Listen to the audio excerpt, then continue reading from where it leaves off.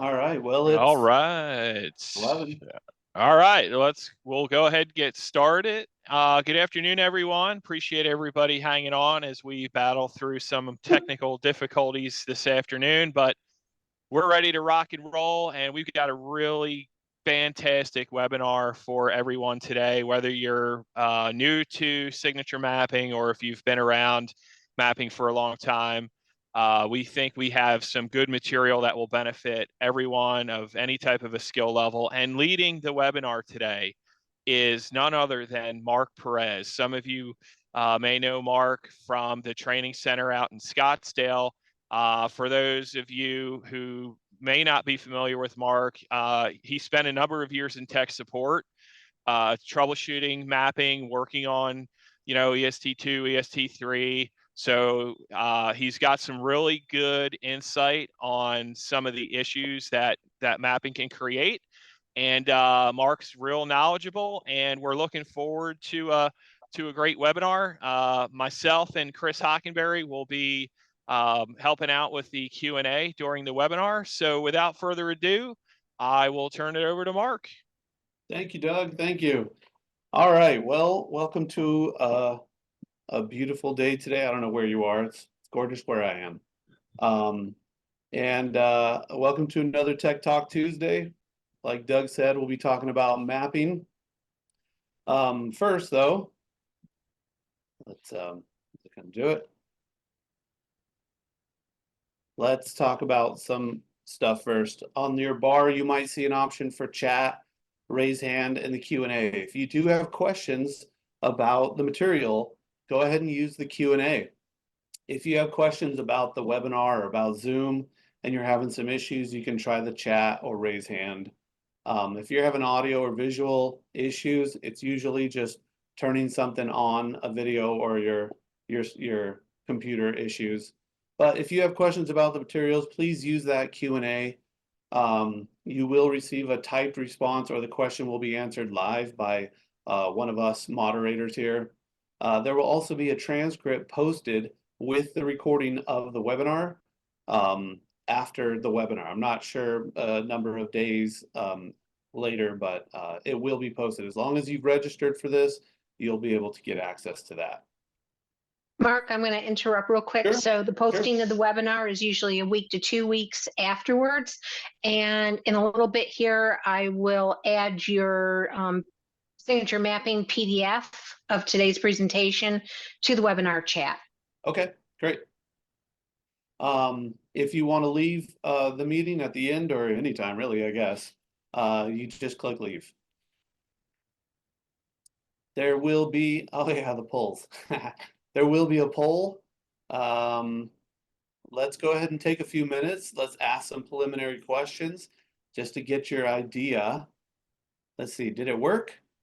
I don't know if it worked. I have to launch one. Okay. Yes. Opening poll. Here we go. There you go, brother. Now you got it. Nice. So let's go ahead and take a few minutes and do us a favor. Let's answer these and set some expectations, get some understanding of where you're coming from, where everyone else is coming from. You know, sometimes it's funny, you almost feel like you're in a silo, whether you're in Omaha, Nebraska or Miami, Florida. Sometimes you can feel like you're alone and nobody else is experiencing the issues you're experiencing, or you're not quite sure. So you look to all your resources. You talk to your other techs within your company, or you jump on a social media platform and you try to find the answers. Sometimes it's fun to see what everyone else in the country is dealing with or working with. And so that's one of the great things I like about these poll questions, is you see where everyone else is at.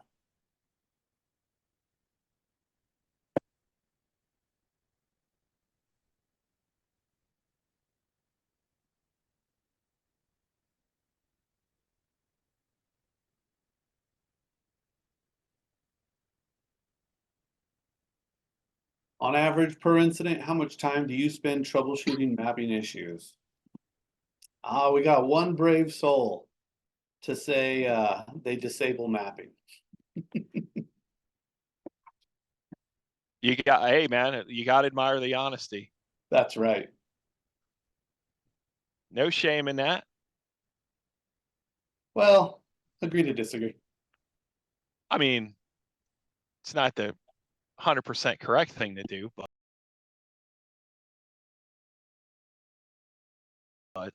No, there's uses for it. We're going to talk about that too. Uses in a time where you might want to do that. So we'll talk about that. Have you used the HDT? Another question.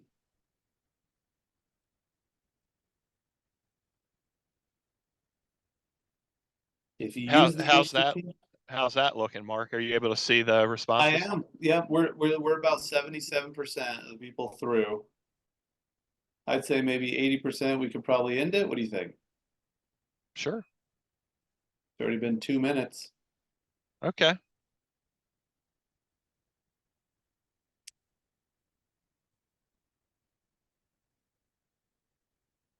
All right, that's probably good. We're probably going to get everyone that is going to respond. If you're driving, if you're on the job site, I understand you can't respond and see this, so we're good. Oh, look at that. We finally hit 80%. Let's end it. All right, can I share the results? You should be able to. There you Okay. go. They're up. Cool. So there we can see the majority of you says less than 2 hours. Man, the troubling one to me, Doug, I don't know about you, but the troubling one is that more than 2 hours. That is, if you've been in the field and experienced, and I know you have, that is painful. That is painful to be troubleshooting one situation for that long. You are banging your head against the wall. So, Yeah. yeah. We've all been there. I know I have. And then that was back in the day before I had the HDT. Yeah, we were just sitting there with the SIGA Pro. Exactly. We had the SIGA Pro. That was about it. Okay, so number 2, have you used the HDT to troubleshoot mapping issues? A lot of you said yes, and that's great. That's wonderful. Some of you said no. I hope the reason why you said no is because you didn't have the opportunity, not because you passed the opportunity. Because the HDT you will find is your friend. And if you didn't even know about it, you've come to the right spot. I don't see a way to view the answers on number 3. Maybe that'll be published later. Yes. Yeah, Okay. we'll provide that with the webinar materials. Okay. Number 4, if you've used the HDT to troubleshoot mapping issues, do you feel it has cut down? And a big majority of you have said yes. So it's just like anything, the HDT is going to have a learning curve. So I'm hoping once you get past that learning curve, you find that it's super helpful.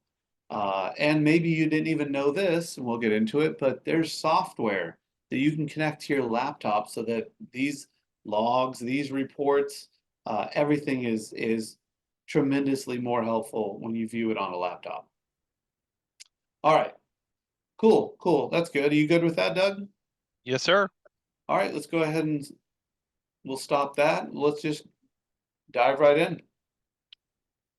So today we are going to talk about what the map is used for. Like what is the hubbub? Why are we even talking about this? Can't you just disable it and get rid of it? Well, I'll talk about what it's used for and its benefits. And then we'll dig into how it works, how the mapping is configured, how this as-built drawing is used. We'll talk about what happens in the background, how the map is actually created. We will discuss how the loop controller identifies new devices or wiring and why it even cares. We'll discuss how the field devices are reconciled with our database in our software. We'll talk about what causes a map fault, what could potentially cause a map fault, and then we'll discuss how to troubleshoot that map.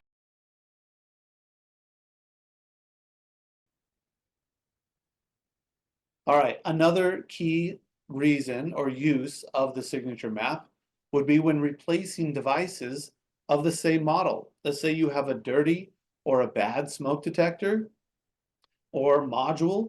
You can replace that module in the field, and then mapping will remap and accept that new device. As long as it's the same model, it doesn't matter if it's a different generation. You notice in this picture, you can see that the SIGA-OSD is the same model as the SIGA-PS. It's true, they're the same model. They're just different generations of the same model. So if this is the scenario, you have a bad PS, you can replace it with an OSD.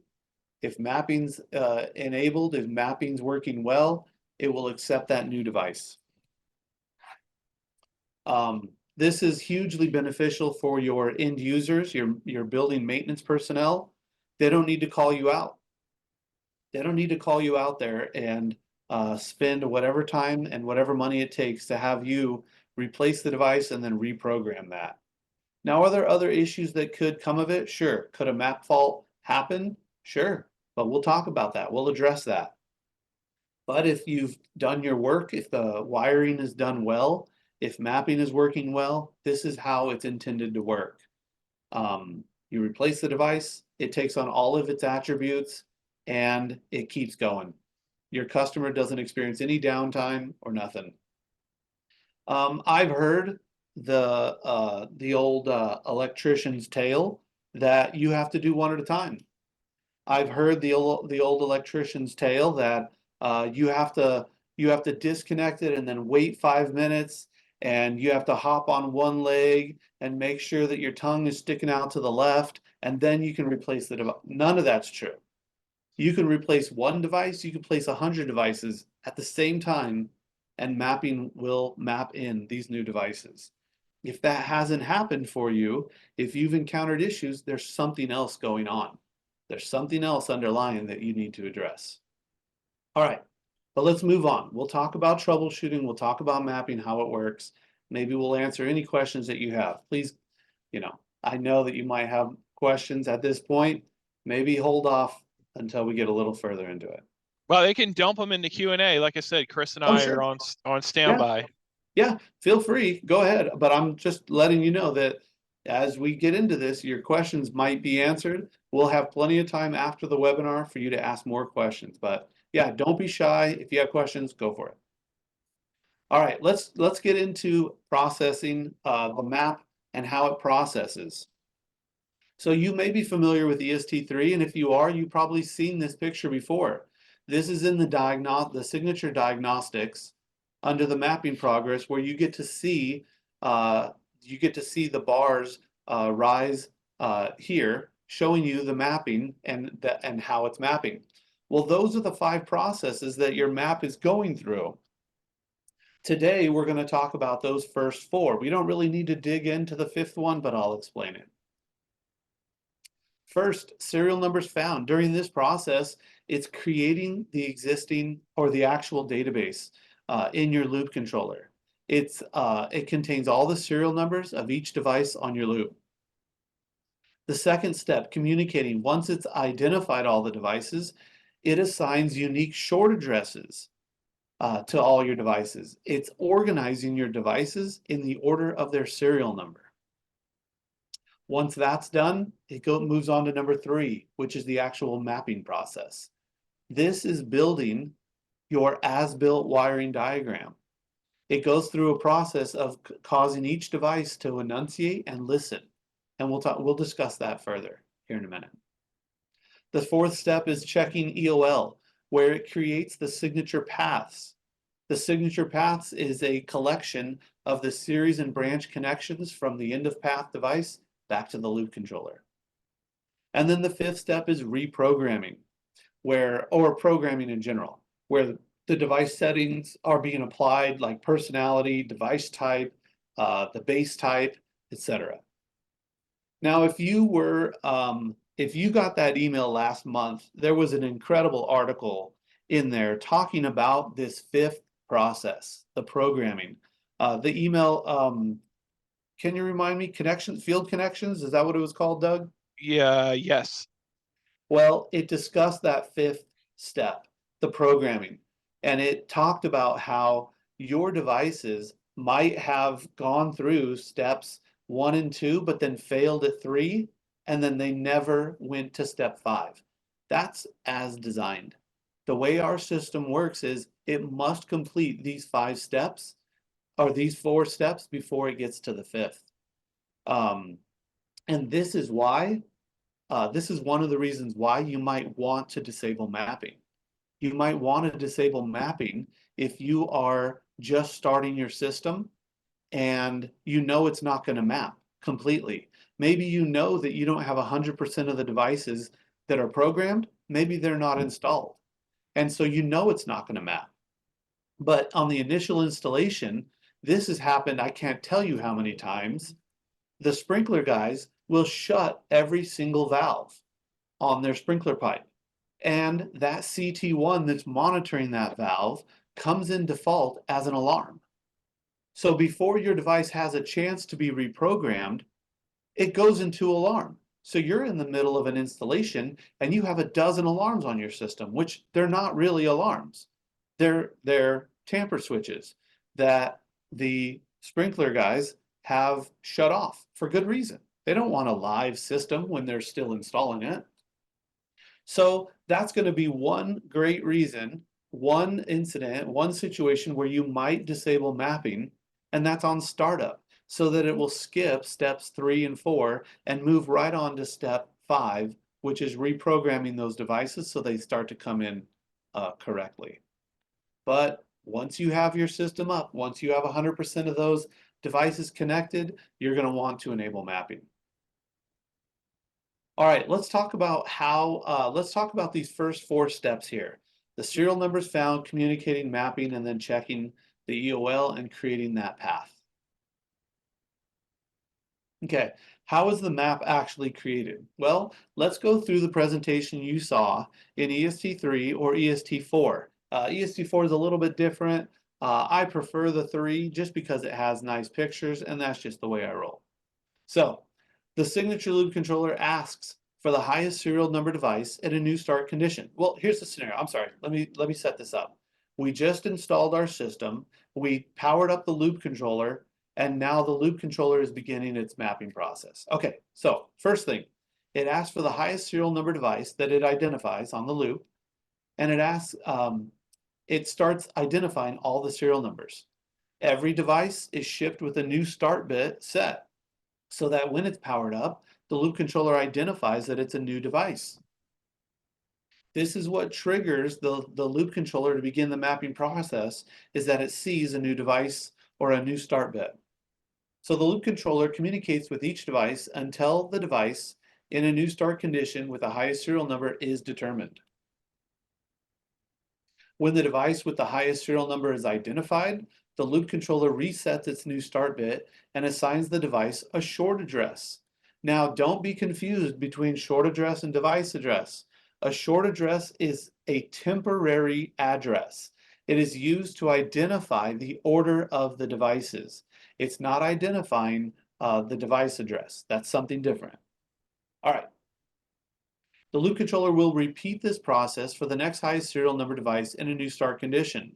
The loop controller continues this process until there are no new devices in a new start condition. The loop controller has identified all of the devices in its circuit. A path list is a list of all the devices located along their electrical path between the device and the loop controller. The signature series mapping command, step 3, is a broadcast command sent to all devices. It instructs a single specific device to draw current or enunciate, while all the other devices in the SLC, the signature or the signaling line circuit, measure the current drawn. They listen. The loop controller performs this task by making each device in turn draw current. When the voltage drop is sensed at the listening device, at its resistor, it responds to the loop controller in the electrical path. With a completed path list, the loop controller begins to see the relative locations of each device on the loop. Now, maybe you've seen this picture, maybe you haven't. This picture I took from the SIGA-HDT user guide. That user guide is extremely helpful. Well, this image is a perfect example or illustration showing you how the devices are mapping. In this illustration, you can see that detector 2 is the enunciating device. This is the one that's mapping. As it draws current from the loop controller, that current goes through each detector or module on its way back to this device. Once the loop controller has sensed that this enunciating device has drawn current, it will then ask each listening device which one saw that current or heard that current go through its mapping resistor. If you look closely, you'll see that there are two resistors in each detector. There's a resistor in the base, which is 0.68 of an ohm, and then there's a resistor in the head, it's 0.22 of an ohm. We know that electricity follows the path of least resistance. So when the electricity is drawn through these devices, it goes through the head, the least resistance. This is the mapping resistor. This is very important. We'll touch on this here in a minute, but this being the least resistance is key to mapping because that's what allows these devices to sense that voltage drop. All right, let's walk through, let's pretend that we are, let's see here, let me open up. Will it open? I got to get out of my presentation here. So, oh, there we go. It opened up Paint. Can you guys see my state-of-the-art drawing tool here? Yes, sir. This is high-tech stuff. I hope you can keep up. I think this came out in maybe 3rd grade. I don't know. All right. So let's take a look. This is the one I want to use. Okay. So here we are going to pretend, and Doug, if you would be so kind to answer a few questions for me. I want to pretend that we are the loop controller, and these devices were just connected, and we connected the loop to the wiring to our loop controller. So now the loop controller is going to begin to go through steps 1, 2, and 3 to try to map and build this picture. According to this drawing, the way that we installed these, Doug, you were there, right? Yeah, I'm here. Awesome. Great. Can you tell me when number 1 is the enunciating device, what devices will hear that current or feel that current? Oh my God, I didn't realize I was going to have to pay attention. Okay. I'm kidding. I'm kidding. So, Thank you. so we're so we're using the diagram on the right, Correct. correct? So when Number one, 1 enunciates. yup. Which devices are going to sense that current coming from the I'm going to say none because it's right next to the loop controller. correct response? Holy Okay. mackerel! Thank goodness. You got it. Okay. Number 2. Let's say number 2 draws current. And Okay. So number 2, we're going to say.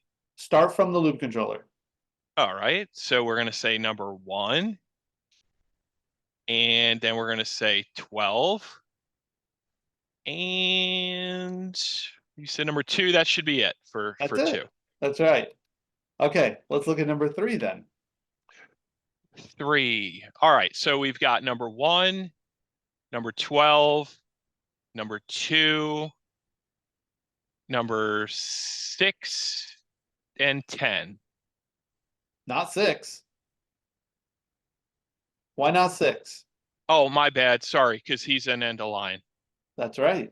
So electricity is going to follow that path of least resistance, so it'll skip right past 6. It won't kind of move over onto 6. All right. Speaking of 6, let's go ahead and let's look at number 6. Tell me when number 6 is enunciating, who's responding? 1, 12, and 2. And 2. Yep. And then let's go ahead and move on to 10. 10 is going to be 1, 12, and 2. And 2. Yep. Perfect. All right. So now the loop controller will do this. Thank you, Doug. The loop controller will do this for the entire loop.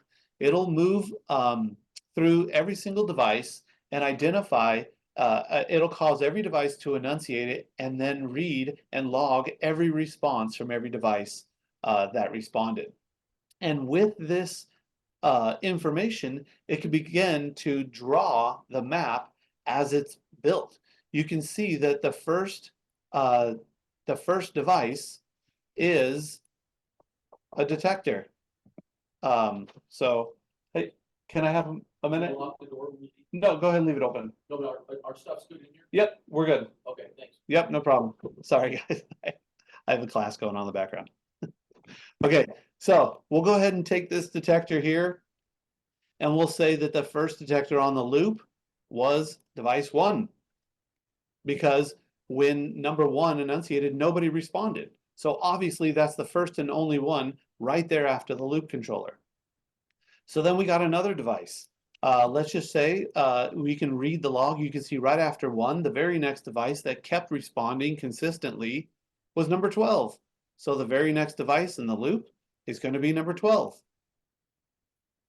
This is so much easier when I have a whiteboard to draw, by the way. I appreciate everyone bearing with me as I use this tool here.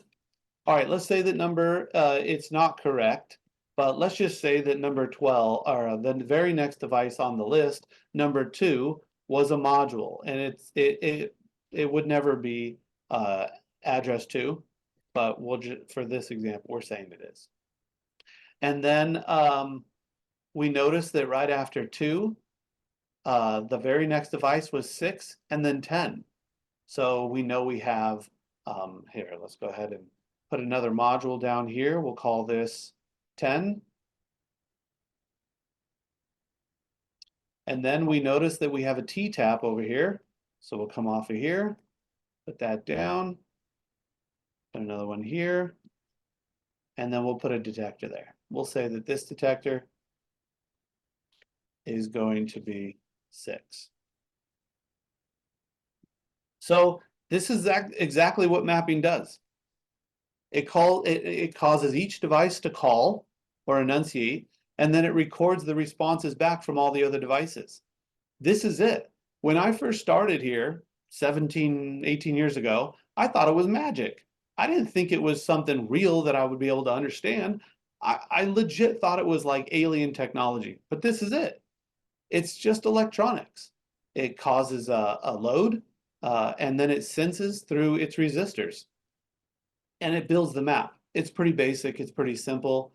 I love it. I'm grateful for it. And yeah.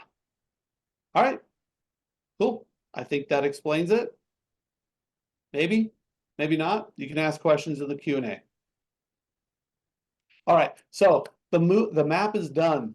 The step 3 is done. It's built our as-built drawing, and it's identified every device that's in the loop. And I just showed you how it's done.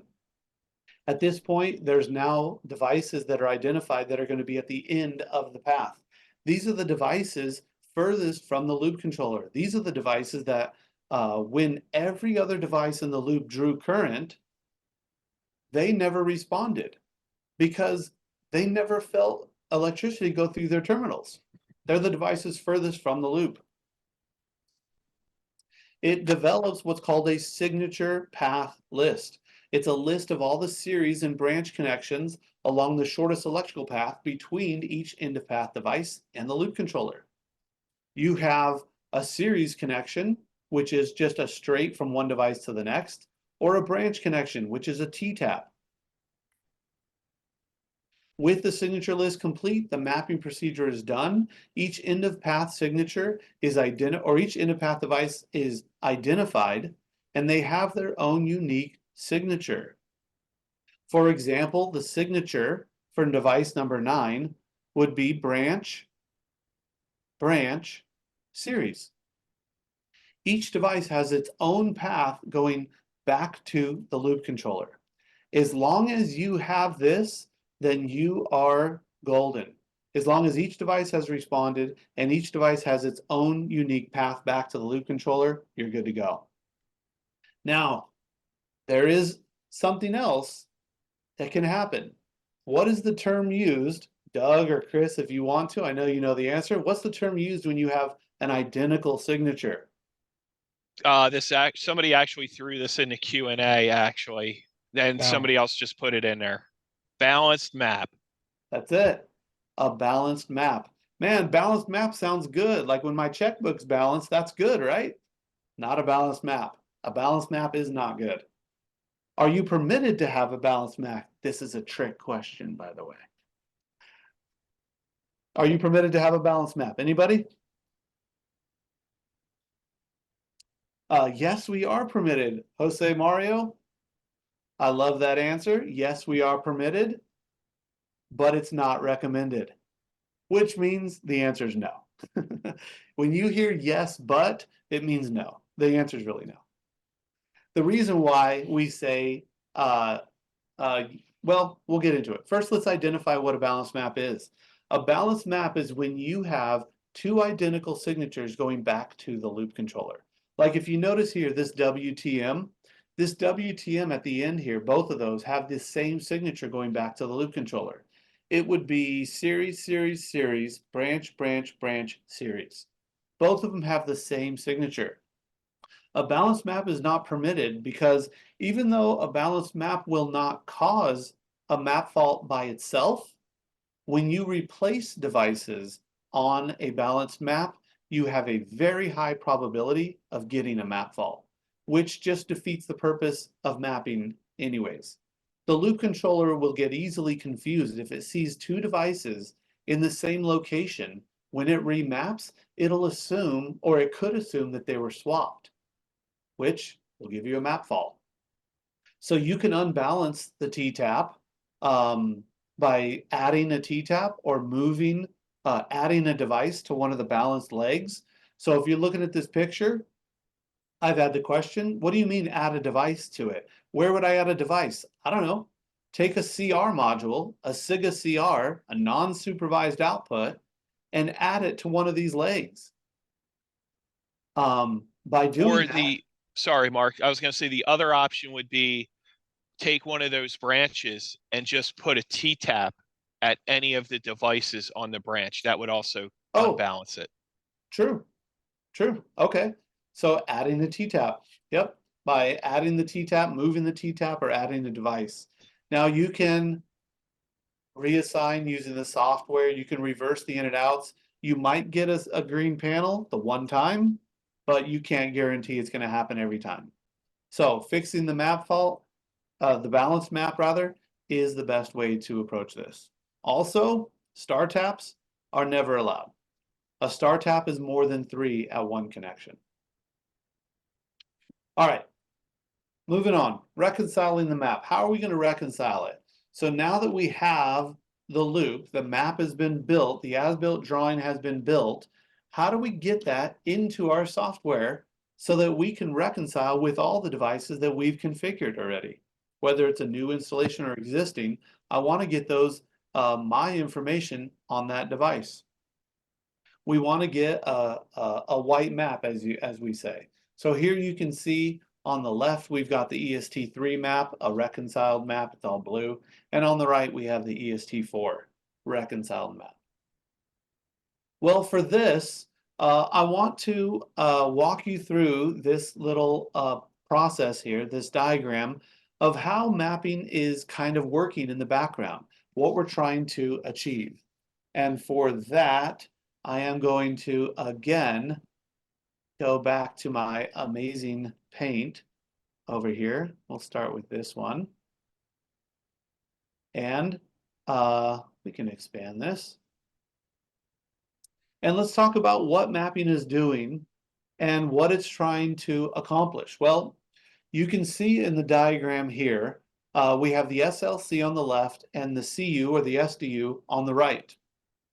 Well, the first thing it does is it builds the map. And that's our picture right there that we drew earlier. You can see that we have the loop controller on the top and all the devices connected.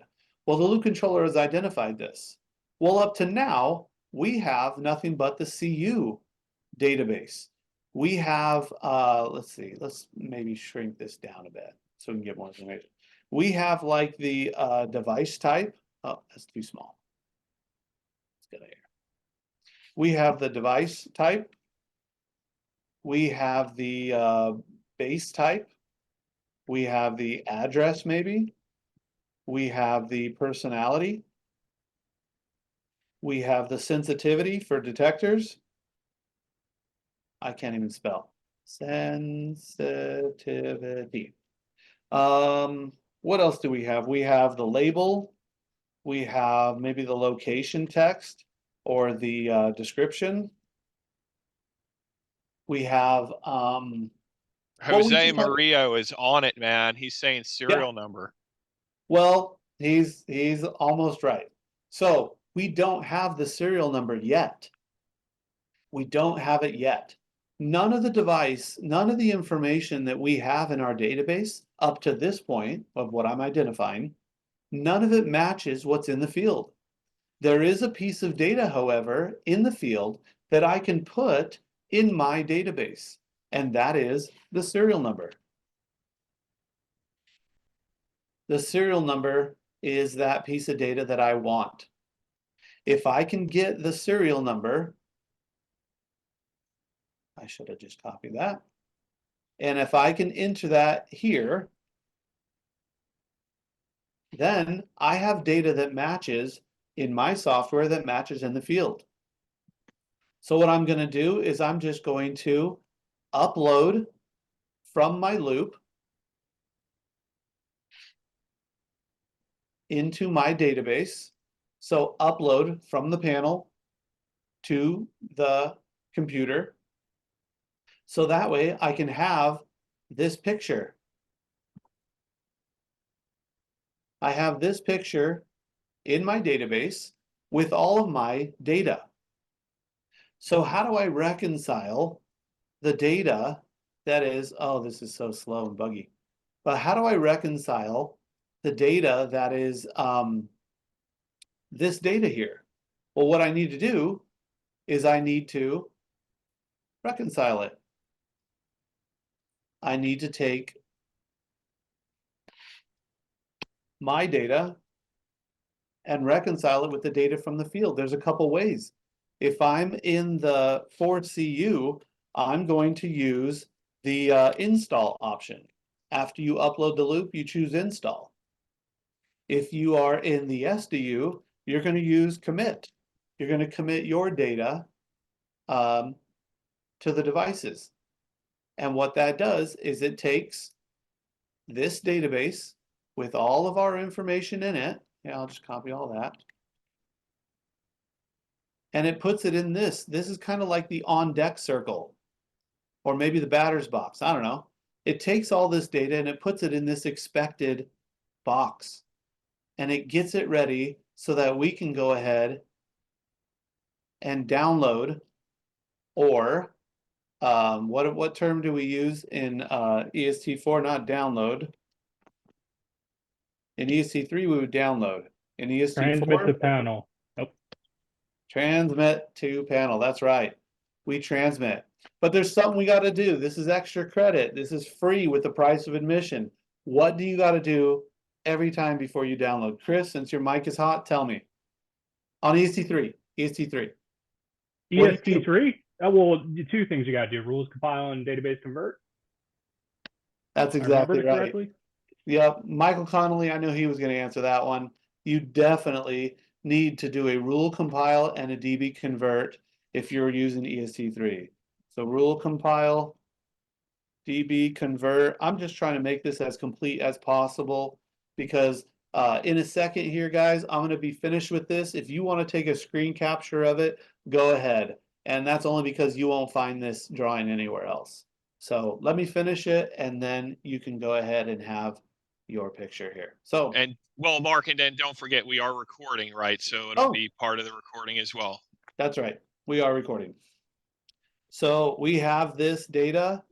Now that we've done a rule compile and DB convert, or the transmit/build in EST4, we can go ahead and download this information to the panel, because the panel needs an expectation. The panel is expecting devices and it must match what is actually there. Your loop is constantly and always comparing the actual versus expected, which honestly brings us right into the next section that I have, map vaults. So we're done here. If you want to take a screen capture, go ahead. If you don't, well, again, it's being recorded. But this is the mapping procedure here. This is what we're really trying to do. When we upload and download, or when we upload and transmit, this is what we're trying to do. We're trying to give the panel its expectation.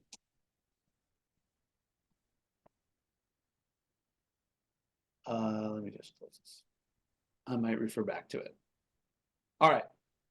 So map fault, causes and troubleshooting.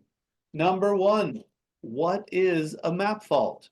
I kind of described it before, but feel free to chat about this. You know, we have these ideas. Again, I mean, I swear, I am an old electrician, trust me, but every bad story starts with an old electrician once told me. Well, they're usually funny stories, but in this case, an old electrician will tell you a map fault is any number of things. Oh, a map fault is you use the wrong wiring. A map fault is it's a bad device. A map fault is a bad loop. Well, it is all those things, but in its simplest terms, a map fault is a difference between the actual and expected map.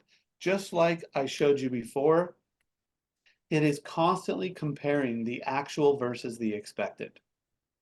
So if you have a difference between the actual and expected, you're going to get a map fault. Now, what can cause that difference? I don't know. Any number of things. Well, 10 things specifically. It could be a loose wire on your base or your module. It could be over tightening. You know what? Instead of just me reading this to you, I'm going to give you 5 seconds to read it, honestly, because I forgot to go get a detector and a base. So I'm going to go grab one of those. Let me give you 2 seconds to read that.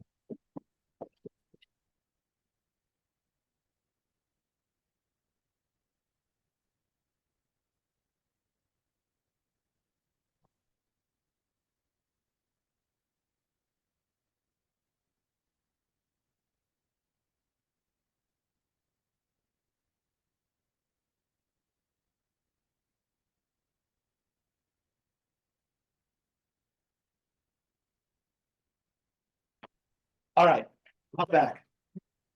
Look at that. Wonderful. Sorry, I forgot to get a detector and a base because I want to show you. But anyways, loose wires, over tightening, replacing devices that have been left in a balance, replacing devices with different models, adding new devices to an existing, rewiring. You notice all this stuff, all we're doing is changing the actual map compared to what is expected to be there. Every single one of these state, I'm changing the actual wiring or the actual device. Every single one of those is defining that. How do we troubleshoot? Listen, I'm not going to get crazy with this. If I'm sorry. I'm laughing because I'm thinking about the days and weeks and months and hours that we spent before we had this HDT troubleshooting map faults and troubleshooting map faults over the phone. Holy moly, it was difficult. This HDT, honestly, when it came out, I thought I was going to brush up on my resume because I needed a new job. I was in tech support for I think 9 years at the time, and the HDT came out, and I looked over at my colleague and I'm like, well, we're done. This HDT does it all. It will help you locate and resolve map issues. It'll initialize a loop controller before connecting to a panel.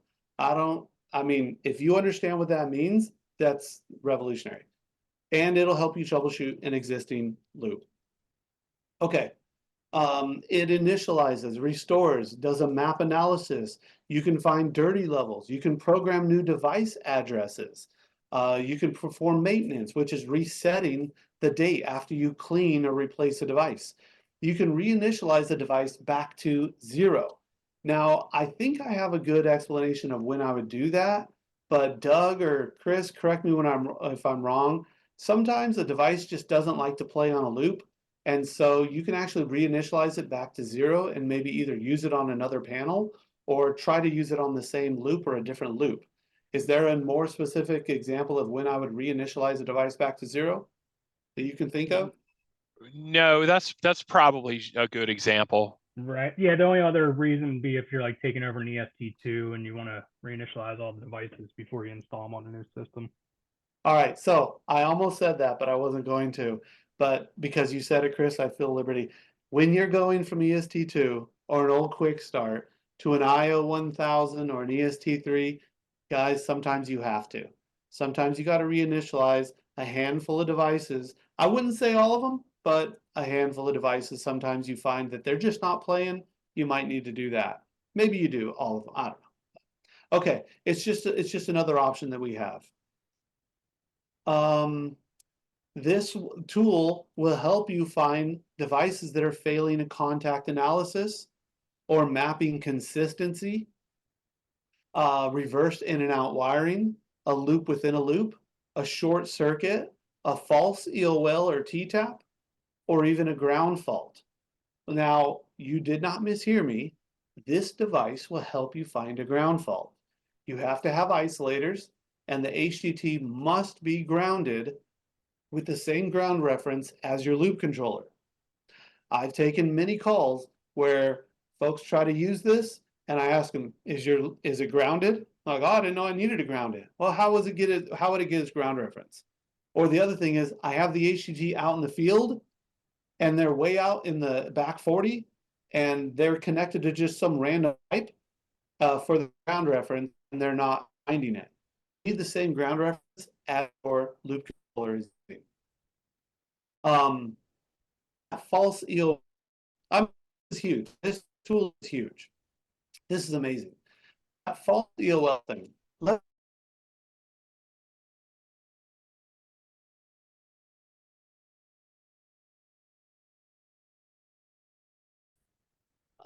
This one.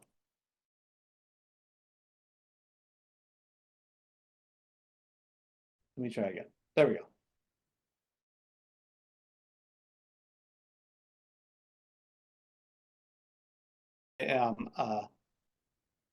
Not doing too well with my state-of-the-art paint tool here.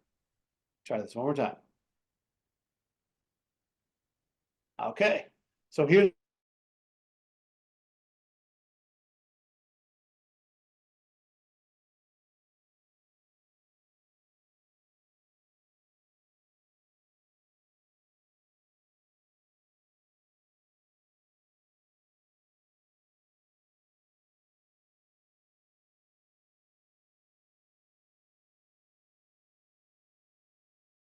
channel, the Kidda channel as well. Well, anyway, I do believe I found videos from even end users. Now I can't verify that they're worthy. Mark, I've got a YouTube video on how to walk through all the menus and stuff It's on the perfect. HDT. Yeah. It's perfect. Listen, go get this information. It is so helpful. I can't even tell you. I don't know who wrote that the manual, the user guide, but they deserve like an award. It is fantastic. Okay, and that's on myeddy.edwardsfiresafety.com, or if you just go to Google and type in myeddy, you should already have your login and find it there. Just search for SIGA-HDT. Again, the software, y'all, go get the software. The software is hugely helpful. You connect it to your laptop. Not only does it give you a nice big screen, now having the handheld tool is perfect, but having a nice big screen, here's the handheld tool if you're looking at the camera. A nice big screen is going to be super helpful because you can actually generate reports and save these reports. This is one of the reports that I pulled out a number of years ago when I had to use the HDT on my loops. It gives you all this data in a perfect legible format. It identifies all the issues in a real clear and concise way. You can share this with your colleagues, and you can share this with tech support. There were a number of times I was so thankful it existed because a customer called for an issue. I did everything I could over the phone, but I had to ask them, I need this HDT report, and they were able to publish this report, or I'm sorry, produce it and give it to me. And so I was able to help them.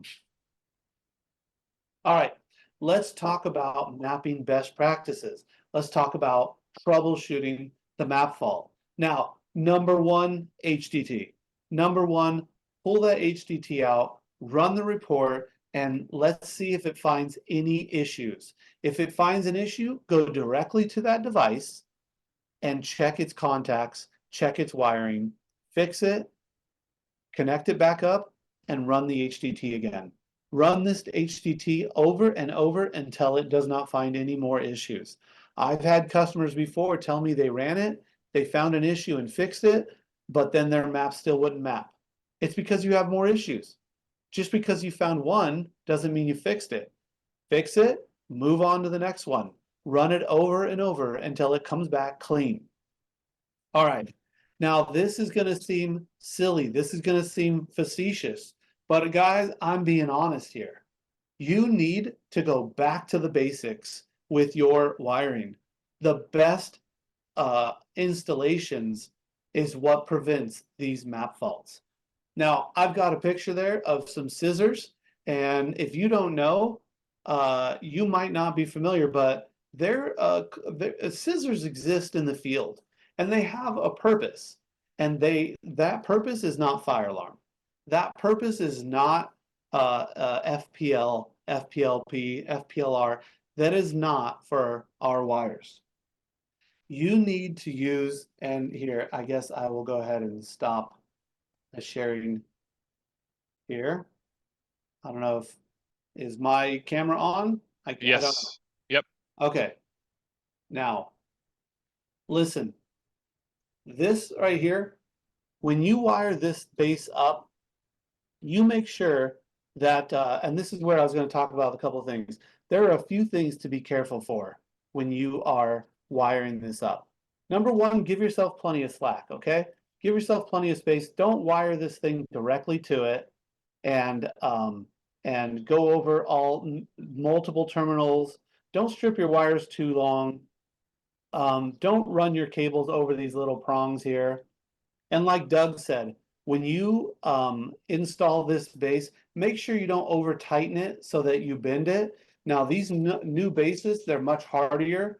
They will not bend as easy. They have these flexible mounting tabs here. They're not going to bend as much, but you know, I never underestimate what some of these apprentices can do. And now I want you to imagine if this base were warped and you're trying to put a flat detector on your flat or now warped base. Let's say that base is warped like this. Look what happens, guys. You're not making a good connection on those little prongs, on those little pads right there. And what happens when you get in a bad connection? You get an increase of resistance. And I showed you how tiny those resistors are. 0.22 ohms compared to 0.68 ohms. Now, if you add that tiny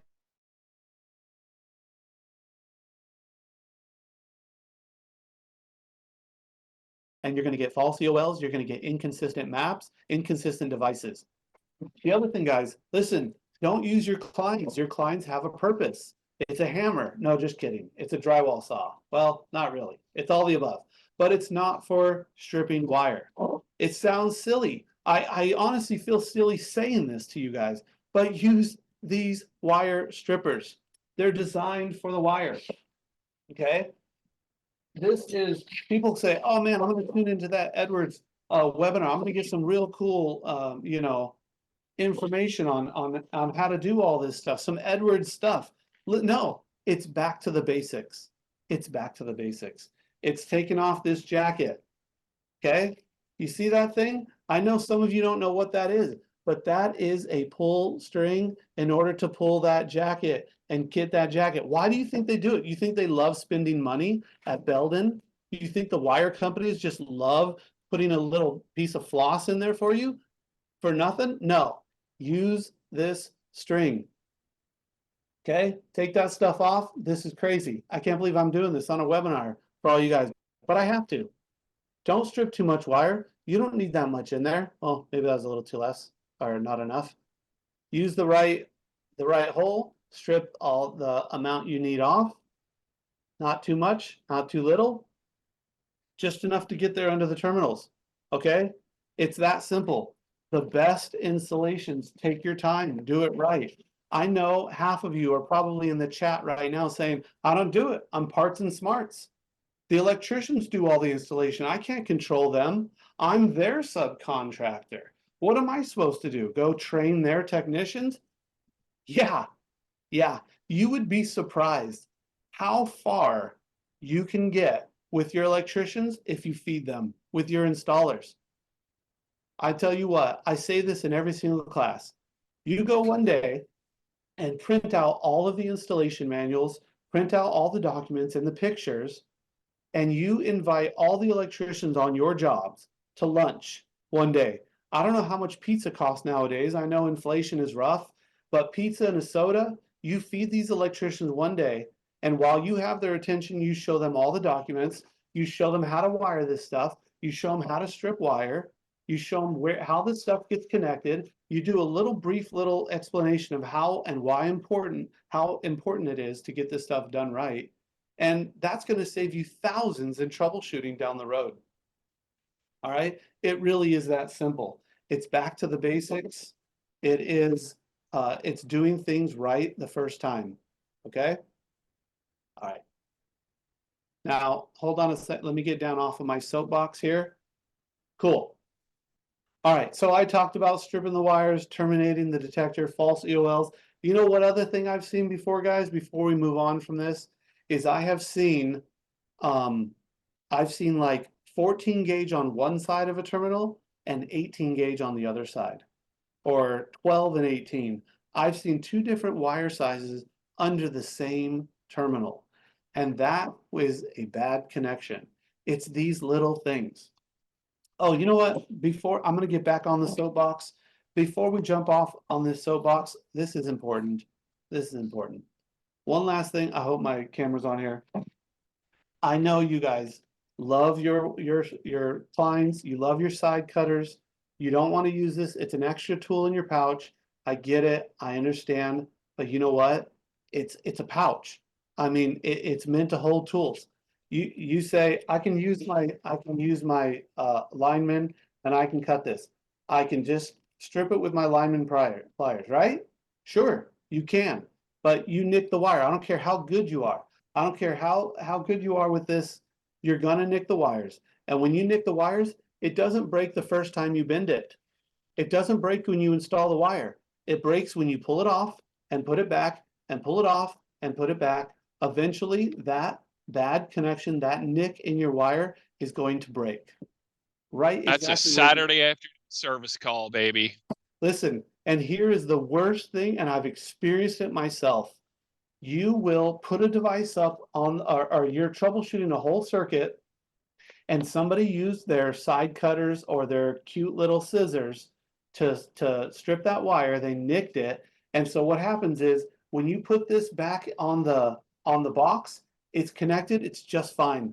But as soon as you pull it off, it's broken. But it's broken right there where the jacket meets the wire, and you don't see it.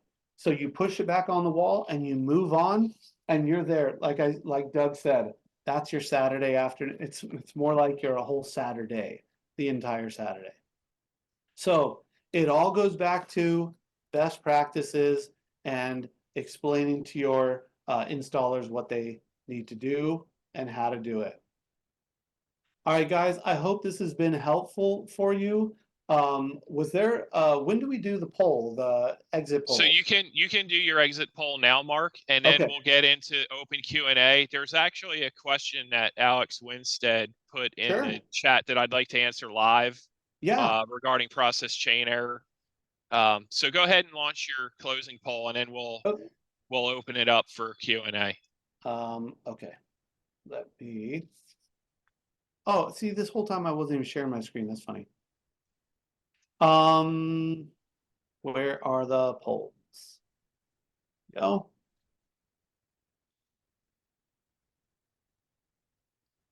Okay, guys, let's go ahead and do this while Doug, you want to answer that question? Yes. So Alex Winstead asked if we could talk briefly about process chain error on EST3, right? So So what I would say, guys, is a common misconception that a lot of people have on EST3 when using the EST, the 3 SDU to upload the map. When you go into the mapping diagnostics in the SDU, right? Many times you're going to see a process chain error listed there, and it's going to show you the device address. And the misconception with that is that people just see the device address listed and assume that's where my problem is on the loop, and that's the device that's causing my problem. And that's not true. The serial number or the device address that's listed with the process chain error, that is the device where mapping encountered a problem and failed. That is not telling you, the SDU is not smart enough to tell you device specific information in terms of mapping issues. That's why we have the HDT. If you want device specific mapping diagnostics, use the HDT and run that report. The SDU is only going to be good enough to get you to a section of your loop that you would have to investigate to figure out where the device issue is. That is hugely important, Doug. That's exactly right. You know, you probably, if you spent any time staring at this SDU, you've seen this window here where your devices, when they're mapping, they will climb and they will build these tables, or they'll build these this bar graph here. Well, you've probably seen the graph rise and fall, rise and fall, rise and fall a third time, and then fail, map fall. It's because it's doing what Doug is saying. It's trying to identify the path, the device chain. It's building that path. And when a device responds inconsistently, the map will remap. The loop controller attempts to remap, and that's why you see it rise and fall. And it gives up after the third try. You know what happens with the HDT? It doesn't give up. It identifies the device, which would appear in your device chains. It identifies where it failed. The device chain report, it does tell you where it failed. It doesn't tell you, just like Doug said, the device that failed, but the HDT will. And when you're looking at that report, when you have that that device chain report, do I have it here somewhere? I don't have it handy. In the presentation, that report will identify, this report will identify the actual device that is failing. Don't use that. Use the HDT. Don't use your device chains. All right. Doug, I'm sorry if I stepped on your toes there, but does that coincide with what you were saying? Yeah, no, I think hopefully that answers Alex's question. And you know, if you want to close the poll and share the results, we'll open it up for anyone into the Q&A. Okay, let me see if I can find the polls. In poll, there we go. Share results. Cool. Number one, after today's webinar, do you have a better understanding of the mapping process? 95% said yes. I think my boss, Fantastic. is my Great boss job, still, Mark. is my boss still on there? Great job, Mark. He freaking left. Dang it. We're recording, man. You forget Okay. we were recording. Oh wait, should I stop that? No. You're Okay, fine. okay. The next one, would you be interested in attending future webinars about mapping? Look at that. I think we have some room to some ideas here, Doug. Yeah, for sure. After today, will you be more inclined to use the HDT? We still have some holdouts saying no. You know, one thing I didn't address, Doug, is the price. This HDT, it's not that expensive. I don't know how much it is, but you know what? Talk to your sales DM yes. and see if you can negotiate a deal on an HDT. If you don't have one of these on every single truck, you're doing something wrong. you're doing something wrong.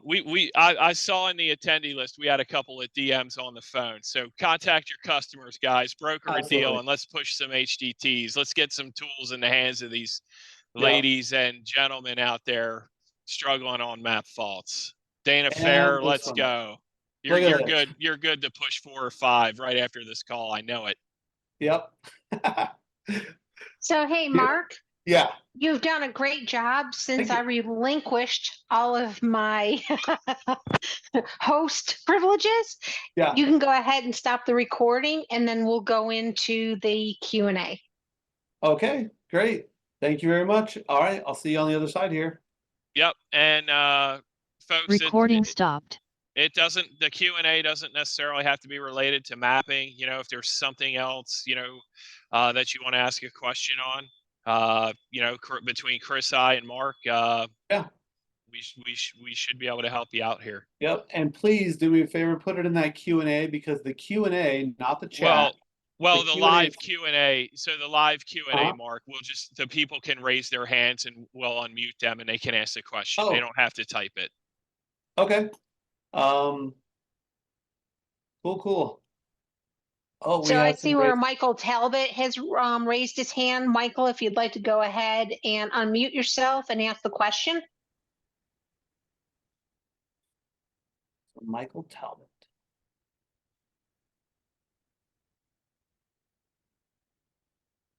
Are you muted?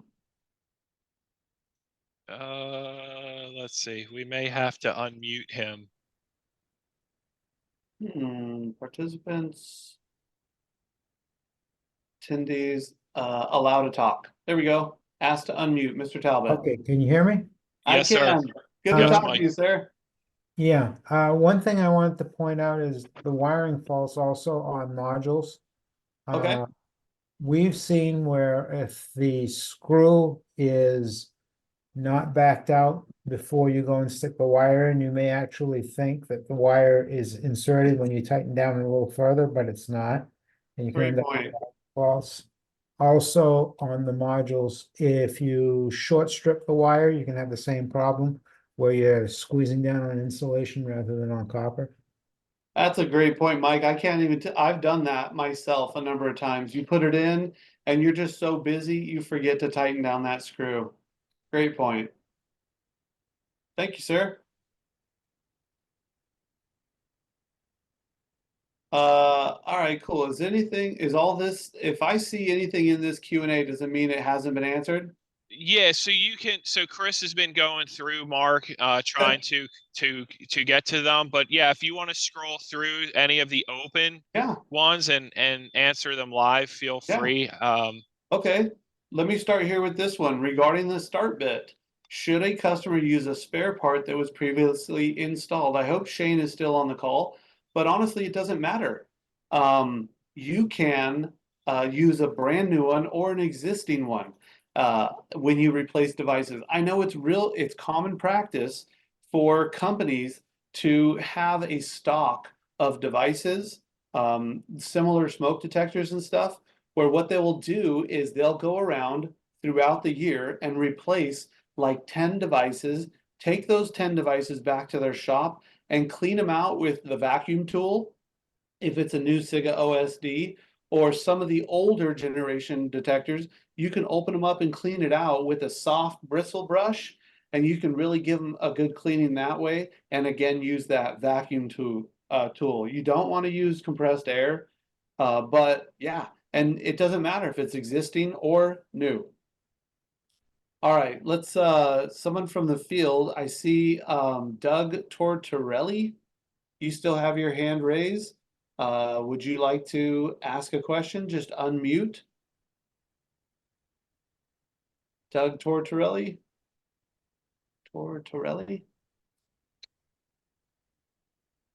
Mark, I'd like to.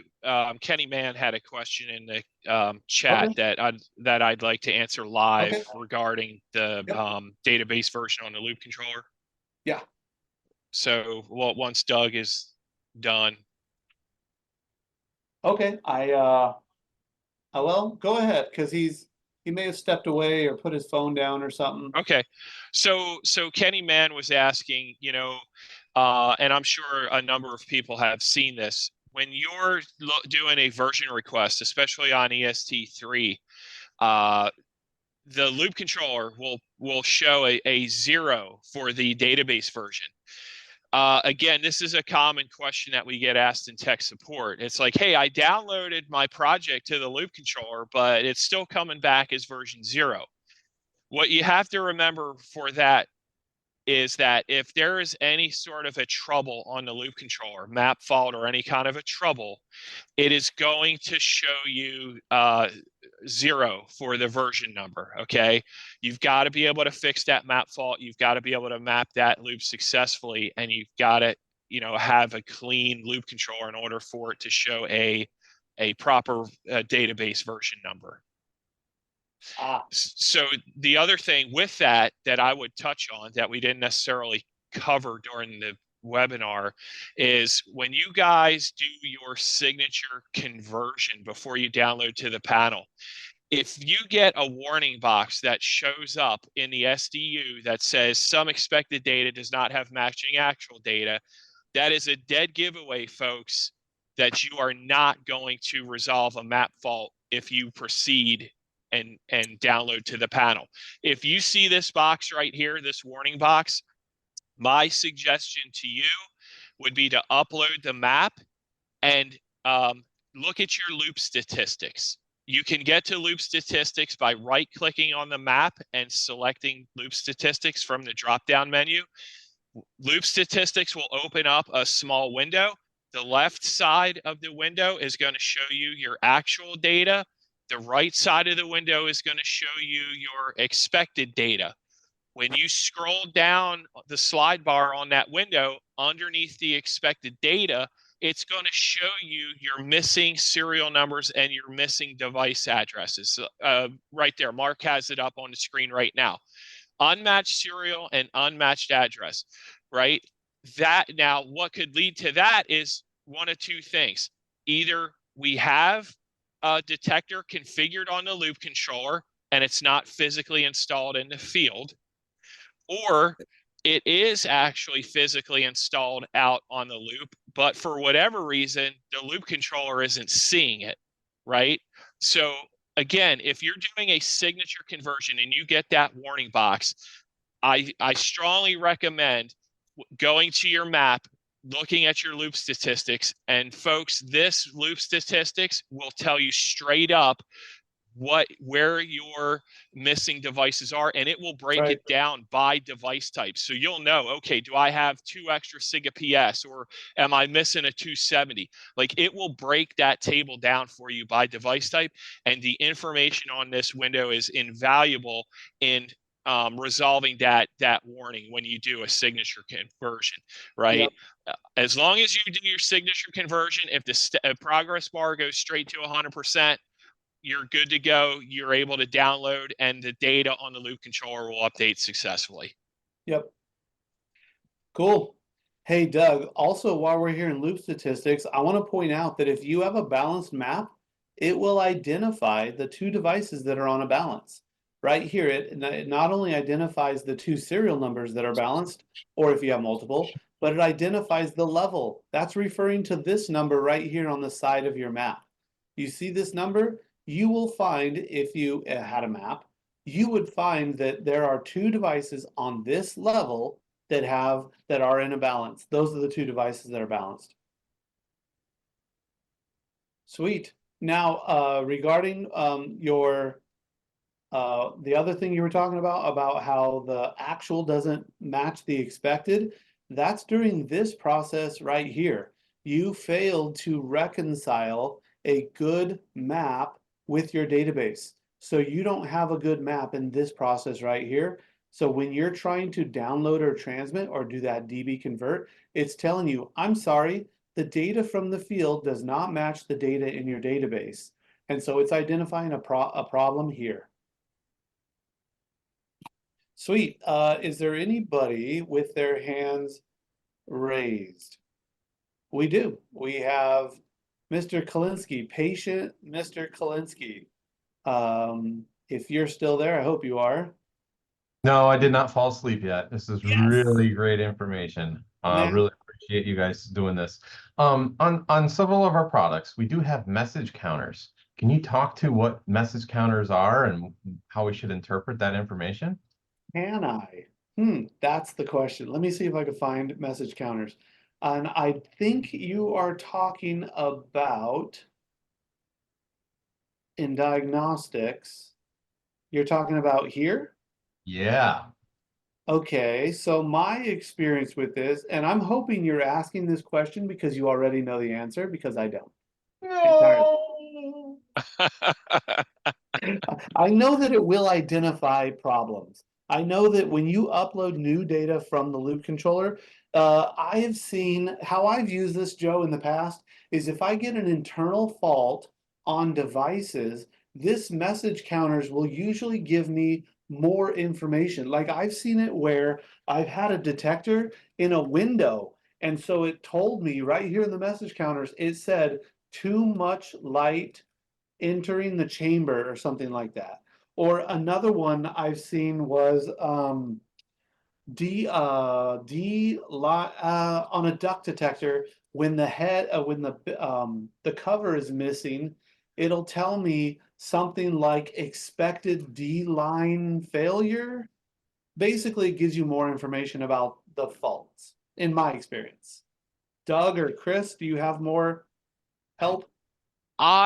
To be honest, I have mainly on this diagnostic screen when I was troubleshooting in the field, I mainly used the device troubles tab or the trouble tables tab. Trouble tables, I know it will tell you, if there's different faults related to the detector.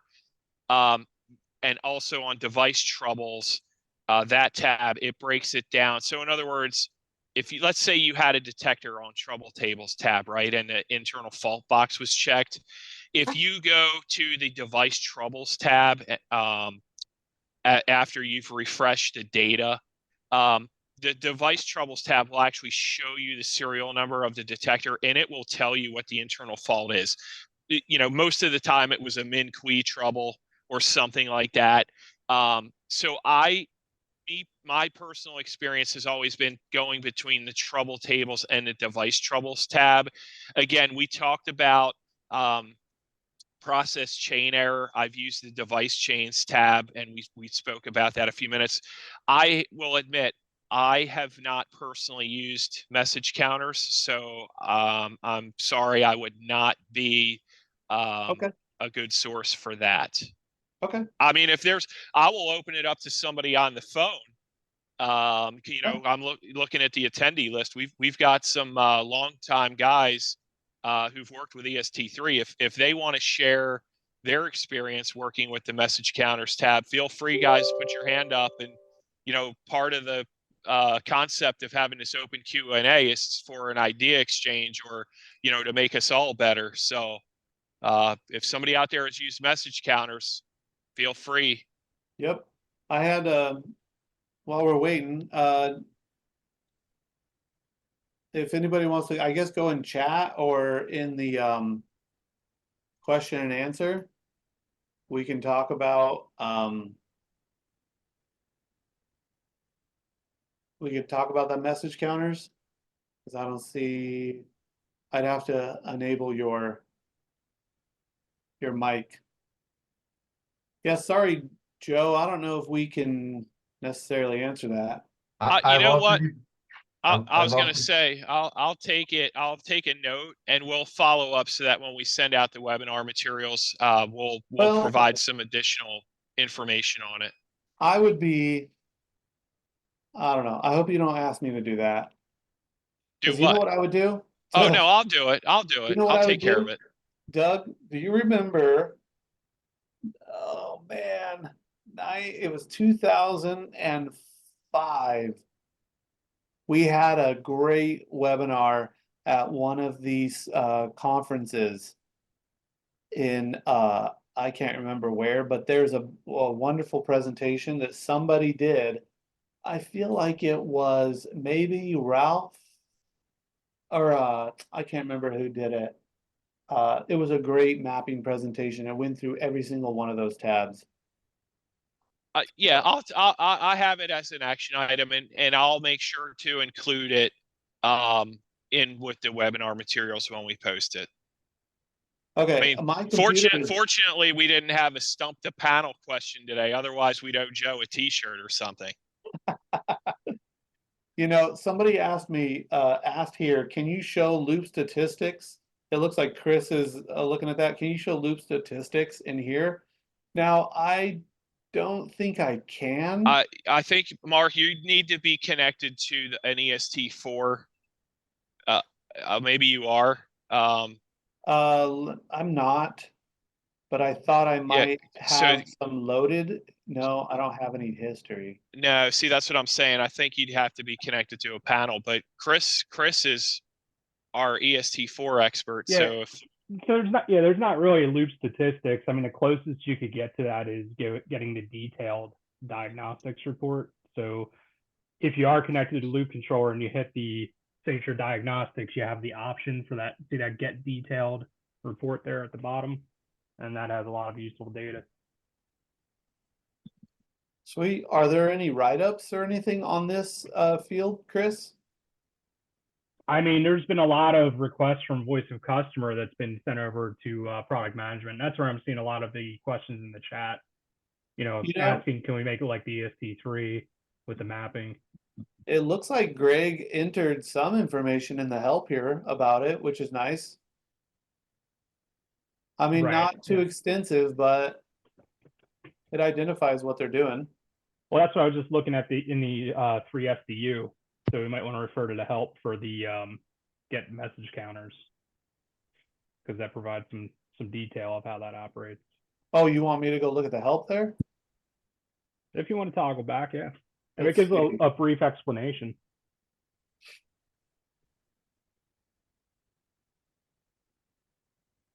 Use message counter tab to check the loop controller's message error rate during normal operation. The loop controller issues.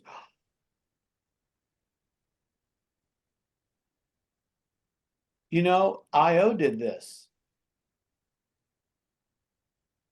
Do I have IO? I do have IO on my password. I bet it's expired. IO had the same thing. It's basically like a communication. IO had the communication percent, like the percent of successful communication. Do you remember that? And if it failed like 80% of the time, it was a bad device. I'm pretty sure my password. I forget it. I forgot my password.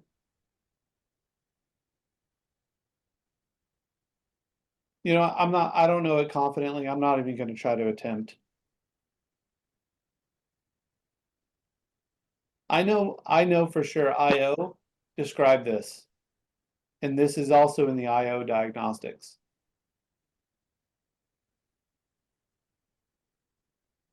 I will say my 8 years in tech support, I have not had to use it yet, but you never know. It's good to have though, just in case. Peter Montgomery would know.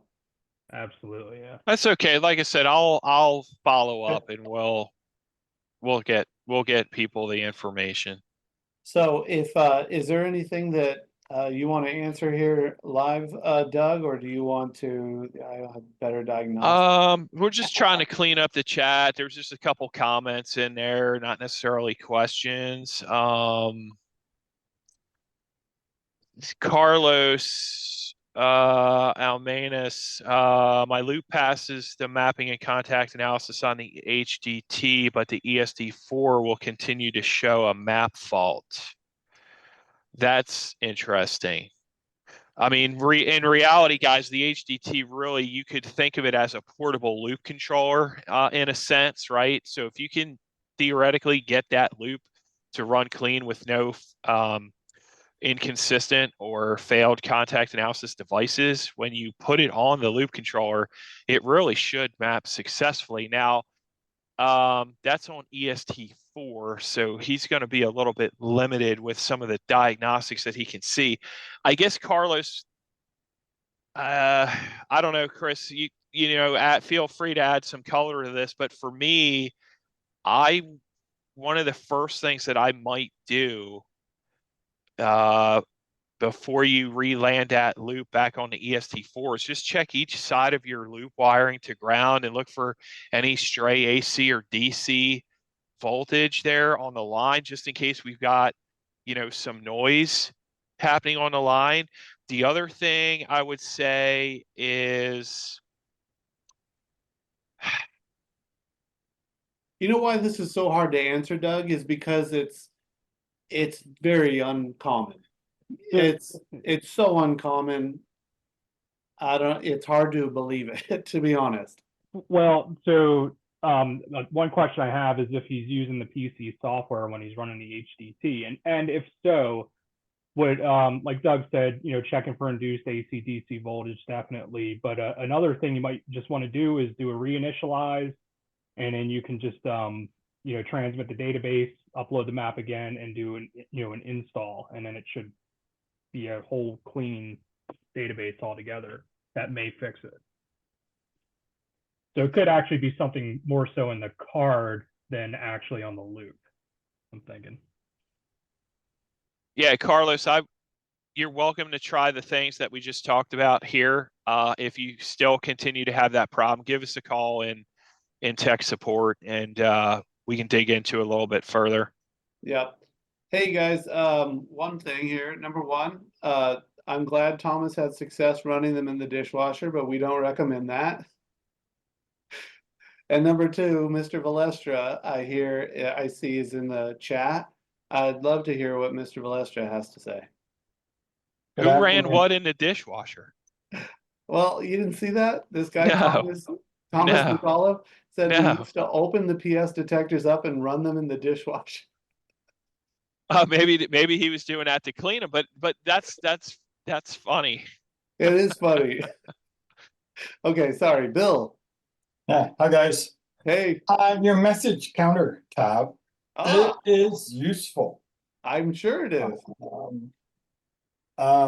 Most of the Edwards product has had a version of message counters. They're great for troubleshooting intermittent problems on the loop.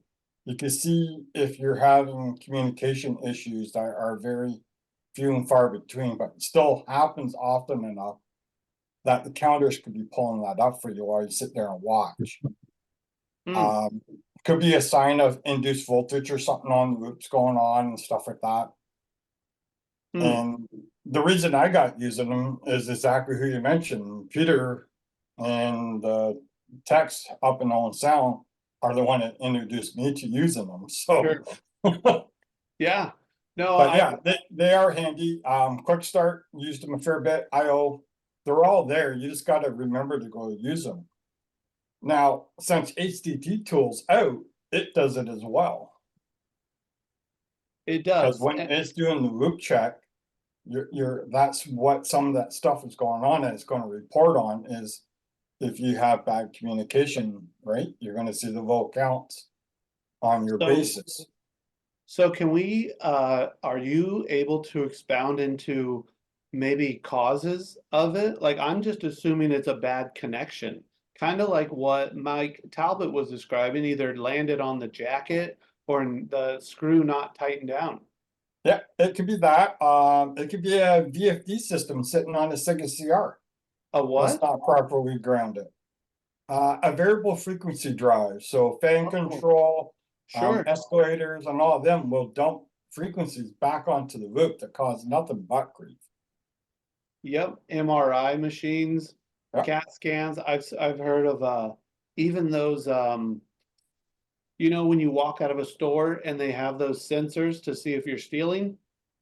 I've heard of those causing issues. That would be a new one for me. But yeah, there is a lot of stuff out there that will induce onto the loop that can cause communication style issues. Interesting. Cool. Thank you, Bill. Good to talk to you again. How about another one from here, Mr. So we probably can address this, and it's unfortunate that most people have left, and that's okay, but in and outs, do they matter? I'm saying no. Wait a minute. It Hold really on. doesn't. I say if you have nothing else to lose, I would definitely check them in and out. It Yeah, would be in terms of, and the reason, in terms of troubleshooting a map fault, it would be the last thing that I would advise someone to do, just from the standpoint that detectors are not always accessible. Guys might need to get on a lift. They might need to get a ladder. A detector might be over somebody's workspace. In and out is the absolute one of the last. Now, I'm not talking reverse polarity, Mark. I'm just talking about data in and data out. Sorry. It is one of the very last things that I would advise someone to check in troubleshooting a map fault, because in my opinion, the in and out doesn't matter. Mark already explained how the loop controller is going to develop the map, right? So it really doesn't matter. Okay. I'll concede. I'll give that to you. It does make a difference, though. It's something to check. It can, Bill, but like I said, I'm always, being someone who used to work in the field myself, I'm always, it's very easy for me to say as I sit in an office building for somebody, go up and check the in and out on that detector. But I know from my own experience, man, like it's not always easy to get to some of these detectors. And like I said, just knowing the time and effort it takes to go and check that, it really is at the very bottom of my bag of tricks when troubleshooting a mapping issue. Well, here's a good one for you. Based on Canadian ULC standard, must be installed per the manufacturer because the manufacturer shows it in and out. Gotta be wired in and out. That's true. Now, would that make a difference on Class A? It's still in and out. Yeah.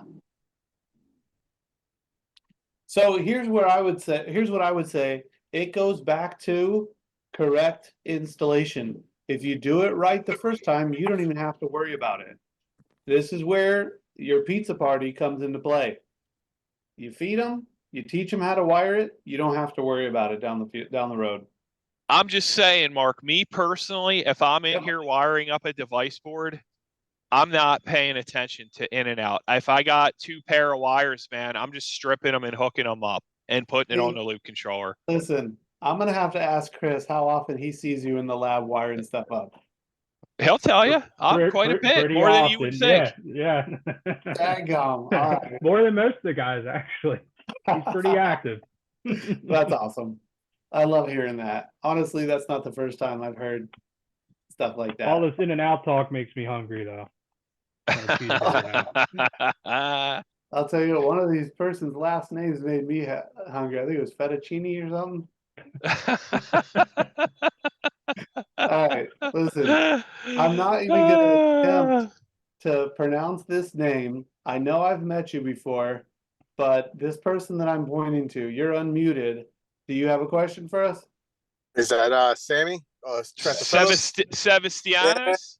Sammy. Yeah, they got me on the Come on, Mark. That name's not that difficult. It's actually supposed to be Sebastian in English, but it's actually Sammy. Well, okay, we had a little fun. We had a little fun when I was down there for EST4. So yes. So my question is, you mentioned before you got the 5 processes when you're mapping. It holds true with the EST3 when you disable the mapping and it skips a 3 or 4 and goes straight to the programming of the personality and all that. But what we noticed, I'm not sure if it's been rectified anytime soon, but at least 2 or 3 months ago, having crazy issues. It wasn't taken on the EST4. With mapping disabled, it would not take the personality. So we were like in limbo when these electricians, it was such a hack job of an installation that they'd done. It was actually impossible. We kept on getting alarms, this and the other, just because it wasn't taking its personality. So I'm not sure if you guys rectified that issue. But just, I don't want people out there, you just explained that 5 process, people thinking, well, if this is what's supposed to be doing, it's supposed to be getting programmed. Well, the EST4, unless you tell me otherwise, it doesn't do that. As far as I know, it does. That's the same loop controller. It's the exact same loop I've actually controller. called up and I've actually I've had what's it called? I had tickets on that when I called up for troubleshooting wise. I called up a couple of times and I was actually told they have to fix the loop before it actually works correctly. So disabling the mapping on the EST4 doesn't make a difference. I mean, you'll get your map, but obviously the personality wise, like with the EST3, it'll take its personality, but with the EST4, it doesn't. And I've actually experienced that over and over again with the EST4. Have you guys heard that, Doug or Chris? You'd have to. It would be Chris because he So were you takes. saying even with mapping disabled, every device needs to be installed on the loop? Every No, program with device, the mapping disabled, what's it called? Just mentioned, but the mapping disabled, it skips 3 and 4, and then programs its personality on step 5, correct? But on the EST4, what we've noticed is it doesn't do that. So even if I have the mapping disabled, yeah, I'm able to draw the map, which is fantastic. I can see what's going on because normally you won't be able to draw nothing if the loop is not in a good state.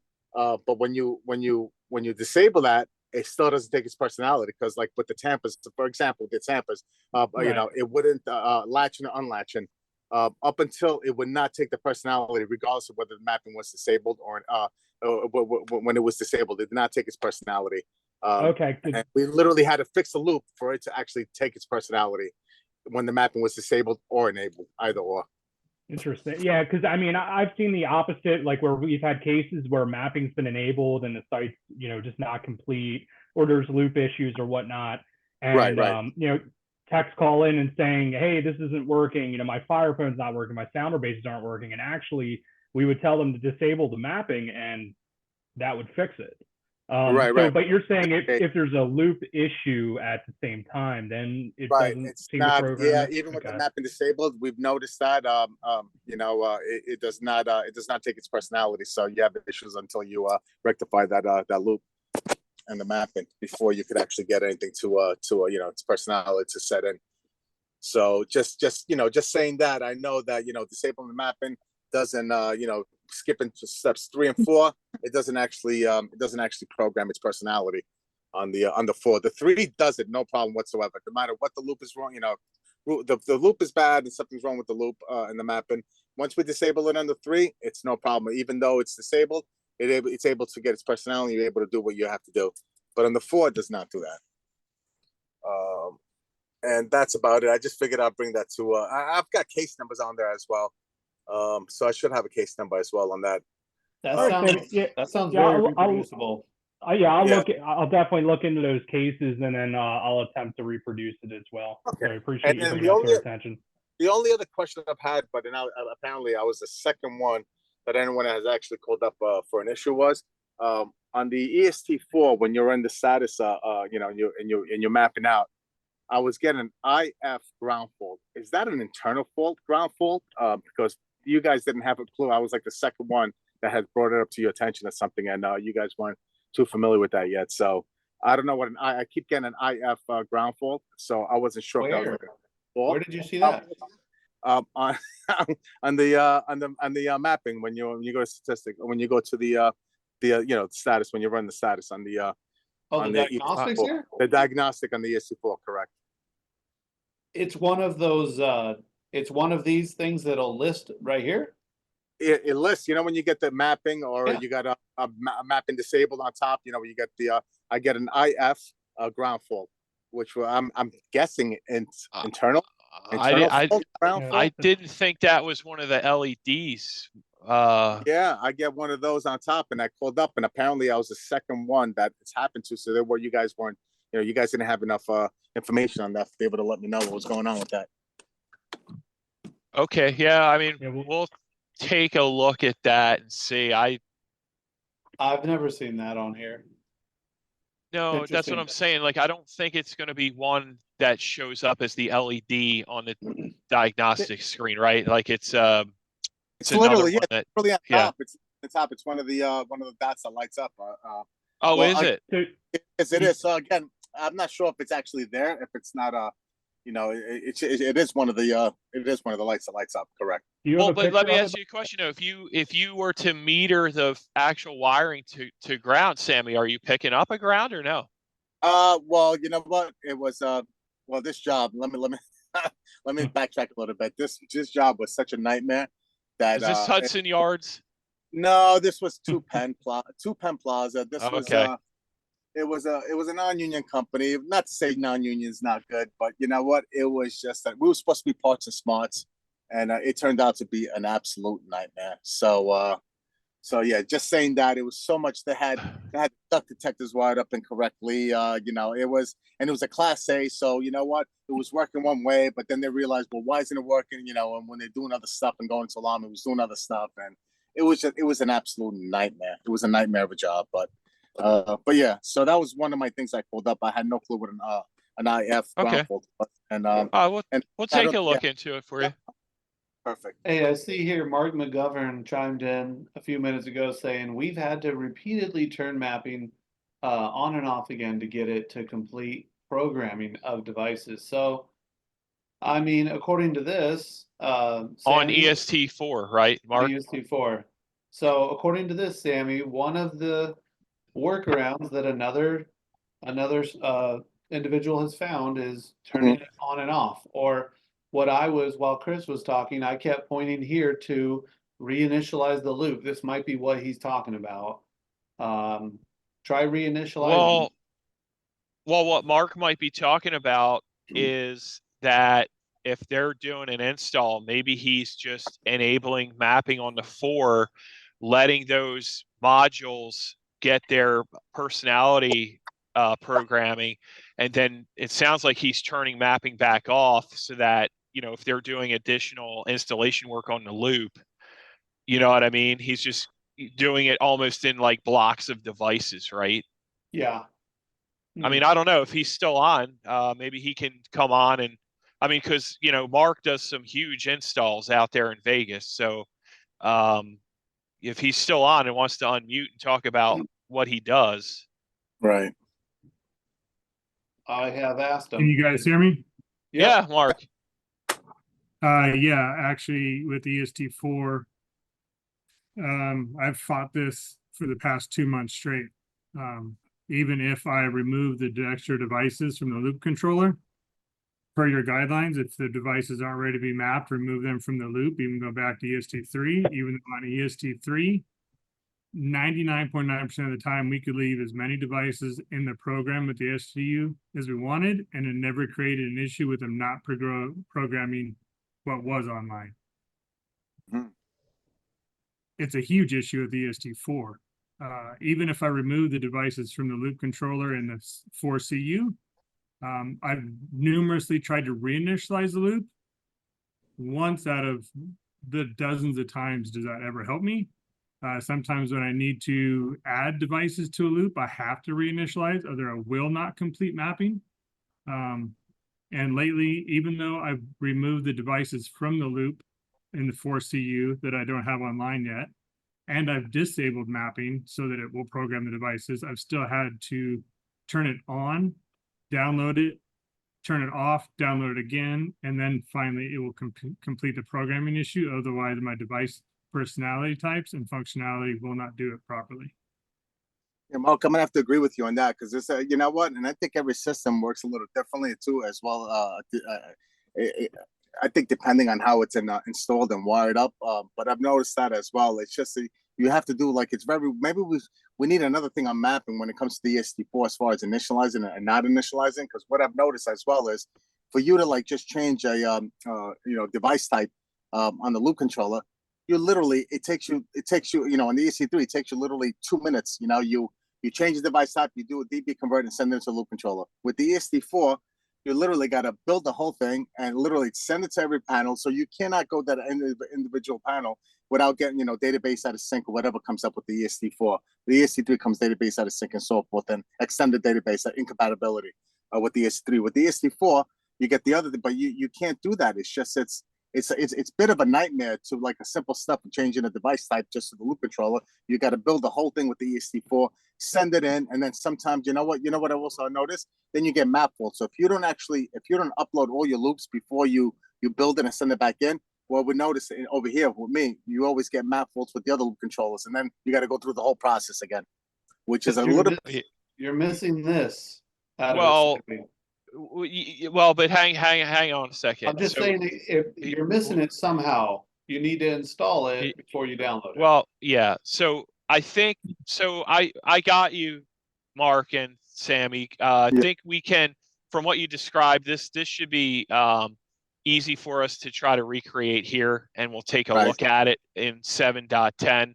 And if it's a problem for you guys, we'll make sure we escalate it over to engineering to make sure it gets fixed. Now, I will Got it. say we are going to eventually get to the point in EST4 where you're going to be able to download to individual loop controllers like we were in EST3, right? Right. We're just not there yet. So we those some you are, as we progress through the different versions of the 4CU, you are going to start to see some enhancements made, and some of the tool sets that we had in the 3SU start to make their way to EST4. Perfect. Okay. Cool. Great. Whatever. Yeah, that's actually good. Yeah, no, it's good to hear because it's, it's like little things like, it's frustrating. The EC3 was so perfect. It's like, well, this is way off from the EST4 from the Right. EST. It's just it's a head scratcher, it's like, but why? And it's like, and like I said, every system, depending on how these electricians and how everything's wired, believe it or not, it's the same system, but works. It literally works and acts differently in every building. Right. So that's another thing. But again, overall, you know what? It's a great system. The idea and the concept is all great. But it's just the little things that kind of, like you said, nerve wracking when you're spending 2 hours on a map all then. And it's just some Yeah. silly. It's something Yeah. absolutely stupid and silly. But yeah, Yeah, I no, get. And yeah, we're still learning. I'm still yeah, learning. we appreciate the feedback. And like I said, Chris, or we'll set it up here, and if we can duplicate it, then we'll definitely escalate it to engineering and we'll get it addressed. Awesome. Sweet. Cool. Let's see. Pedro asks, under what circumstances would you use the different EST4 mapping options? Well, we kind of get into this in EST4 in class, but the EST4 options allow you to do different things. Like if you choose install, this will it's like the old EST3 commit. It will match serial numbers based on your database, and it will reconcile the two devices with the same serial number. If you select add, it'll take any serial numbers from the field that do not exist in your database, and it will add that device to your loop controller, and it will add a logic device into your root branch. So then you have to go in and configure it, label it, and all that stuff. So you use add when you're adding new devices to your loop. Clean and replace you use if you've oh, I missed it. Where'd it go? Where would that be? Yeah, well, clean and replace would be when you where is this question? There it is. Oh, Chris already said use the user guide. Well, yeah, clean and replace is if you replace a dirty device. He's saying I've had issues using clean and replace when swapping like devices. I would have issues with it connecting the change. I've tried removing the old device on the map and selecting map with existing. Is that the procedure? You technically, all you have to do when you replace a device is upload the loop and then choose clean and replace, and it will swap the serial numbers in the database. I mean, I would have. I'm sorry to cut you off, but that's another big thing with the add and replace, because I get so many different things when I call you guys up. Only you install when you're first on a fresh loop controller. Nothing ever added to it, and then you always press add afterwards. So it's a little bit on the up and down over there. I always get like different feedbacks, and I've noticed no matter what you do, depending on your scenario, you get different outcomes. And it depends. can be frustrating.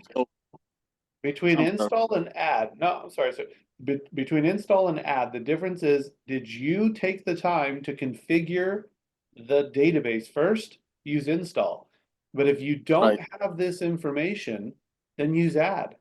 Yeah, it's That's really the weird. difference. You know what? I got to pay attention to what I'm doing.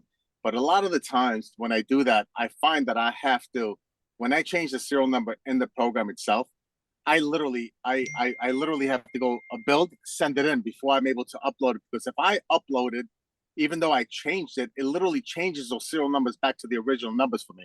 Once I upload it and install or add, it literally changes it back. It's I've like seen this before.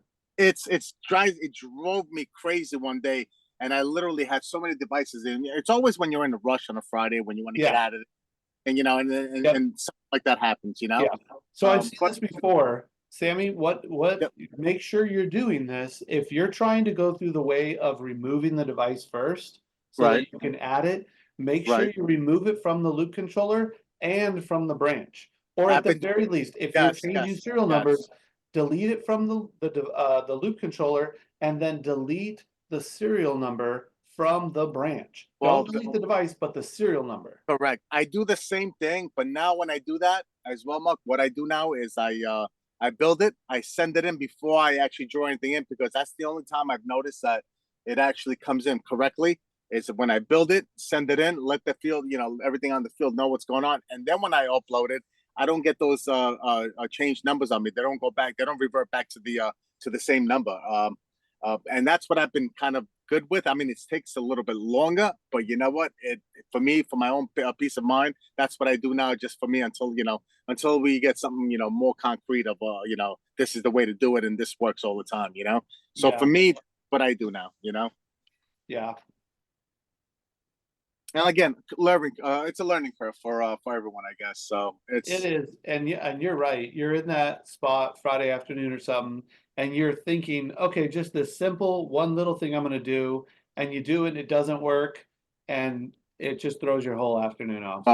That's like 6, 7 o'clock at night. And you're thinking, Jesus Christ, But like I said, it's overtime. But sometimes you're like, I don't want that overtime. Yeah, yeah. Your significant other's calling you and like, hey, we're waiting on you. We're here at dinner. Well, Where are you?" hey, Sammy, you got to stop violating the Friday rule, brother.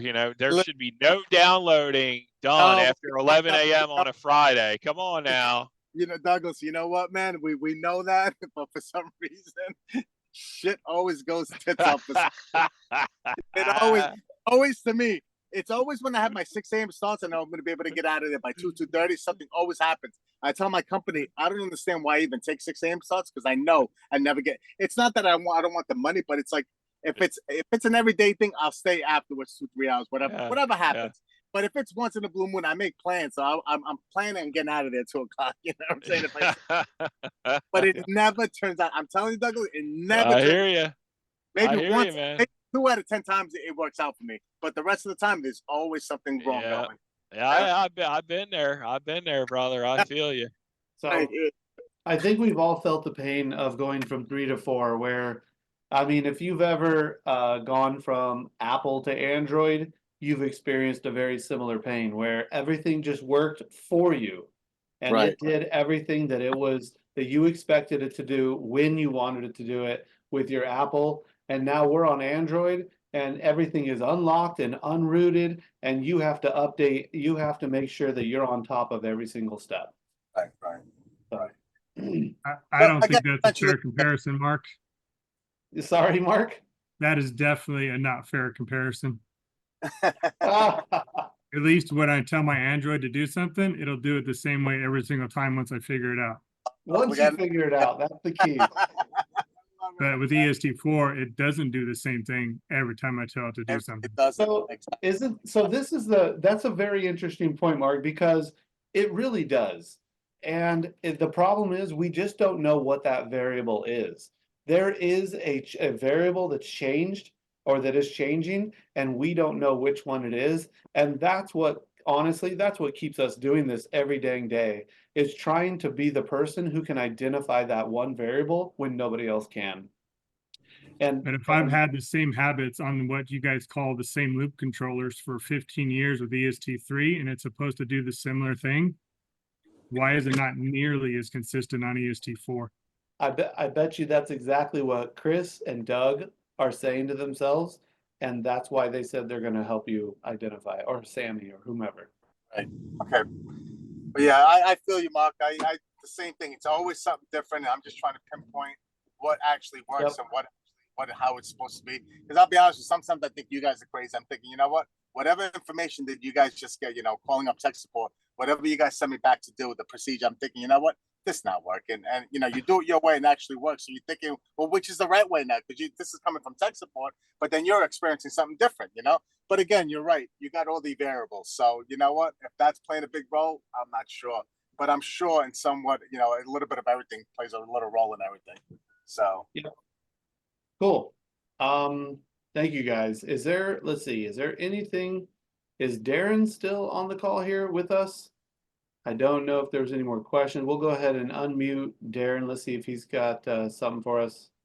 Well, we're waiting for Darren, maybe take one or two and potentially wrap up. Yeah, I'm here. we could talk about this all day. I have basically the same questions as everyone else does. Why did you change it so bad? It's just the same issues where you Okay, try to. I'm muting you. You're getting muted, Darren. All right, that's fine. That's fine. You can mute me. No, he's kidding you. He's got a nice Philly accent. Come on. I'm Nice playing. Philly accent. I don't know. It's a Philly accent. Is Darren from Philly? Oh Yeah, yeah. I'm from You can Philly. hear Yes. it. Oh, okay. Chris. I'm from Dalco. Yeah, yeah, you work for ESS, Used to. so. Well, Yeah, apparently Darren's not a fan of ESS. Yeah. Jesus. no, I like Tell John. us how you really feel. John's a good guy. I trained the boss over there. Everyone knows me. I trained Rob Young. Oh, okay. Nice. I don't know, Darren. I don't know the answer to that. Honestly, very often I feel like the weatherman, where we just report the weather. We are in tech support, and I say Doug, you're never going to get me out of tech support. I'm still in there. We are the voice of the document. We can tell you exactly how the document says it works. We can tell you, we try not to talk from our experience. If you see me, I'm in quotes, because our experience has changed. I mean, just listen to the last 10, 15 minutes of this conversation with Mark and Sammy and us. We have different experiences. So tech support is the voice of the document, and we are going to tell you what we know as a fact. And so if the facts are changing, if the processes are behaving differently, it's our goal, it's our job to identify it and produce and fix the change, and then publish what we found. So Yeah, I've had the same issue Sammy talked about, where with the changing the serial numbers and the panel just gets all whacked out about it, puts the old serial number back in. Oh my God, how crazy is that, man? How It's crazy horrible. is that? That's horrible. Now I have a problem with the Wait a minute. EST4 with giving a power supply fault when the thing goes in amplifiers. You said peak, balance the amps. I balanced all the amps, and now it's still giving me a power supply fault. Oh God. What's the trouble code there, Darren? It's the power fail. There's 3 power supplies in the can, and only one of them's giving the power fail. Is it so are these the 3 series power supplies or the 4 series? No 4s. The new ones? Yep. Can you, We've replaced the power supply, and it's still giving the fail message. All right. Do you have you, not to beat a dead horse here, but do you happen to have an open case that I can go in there? I'd just like to see what the 600 code is that you're seeing on the power supply. Here, I started driving because I was just listening to everyone complain. Well, that's okay. If you did, I can get you the code. I can look it up. Yeah, it's for Bucks County VOTEC. Okay. Yeah, one of our other guys called for it. It wasn't me. Okay. All right. I'll look it up.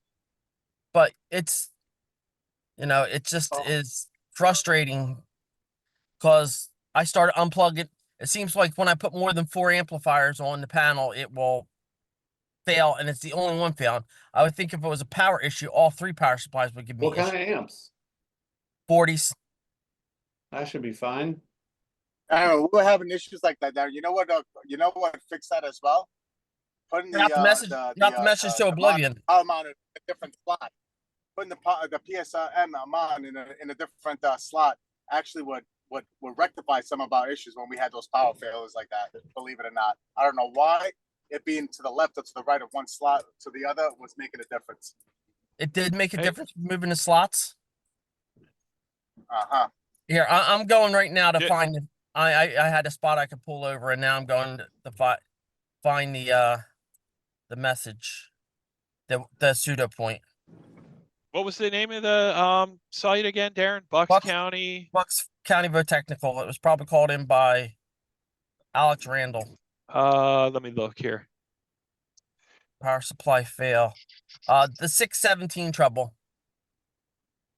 617. So, and I'm sorry, you said this was the 4 series power supply, right? On an EST4? An EST4 with a 4 series power supply. 3 power supplies, 7 amplifiers. Yeah, I got it right here. Alex Randall, right? Yep. Okay. It was the 617 error. Okay. And he said to bounce all the amps. I just did that and made it worse because I turned the levels up higher. Okay, as you're How talking did you about balance where them? you just use the 1 kHz tone and you're trying to get the 25 or 70 volt AC out of the output? Yep. All right. Took them all to 70, right where I even took them 69, just under 68. And that's how you balance them. 1K tone. What version CU is the running there? 7.0. Okay. All right, I got the case here, Darren. Well, once we're done here, let me dig in and organize some thoughts, and then I'll reply and I'll copy you on it. All right.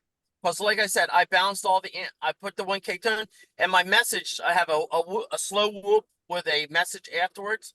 And I made sure all of the signals using Gold Wave are even less than the 1K tone, because the 1K tone is about 0.95 peak to peak. I lowered the 1K or my slow whoop to about 9.9 peak to peak, and it still fails out. It still gives me this failure. Okay. The 617. Yeah, the 617. So does it, if you And it only reset, it comes in Go for ahead. a second and goes away during the So slow whoop. okay. What if you were to try to do a page? Does it come in? If you talk real loud and overdrive, it fails. But it'll play the word message, the verbal message just fine if you talk in a normal voice. But if you talk loud and overdrive, it goes into fail. Okay. I almost was screaming in it to make it try to do it today, but then they said, "Oh, you got to stop it." So I was trying to pull each amplifier and see if I have one amplifier drawing it down. It might be something like Sammy said, moving it 1 slot over, 1 slot back. All right. Okay. Because I have it in it's in the it has a power supply, then a SIGA card, then the second power supply, and it's that second power supply on the top rail. Position Okay. The one that's serving as your booster. Yeah. Okay. Then I have the third power supply is in the bottom rail, and that's set up as just a in our old power supplies, BBC. The top one is a shared battery power supply. Okay.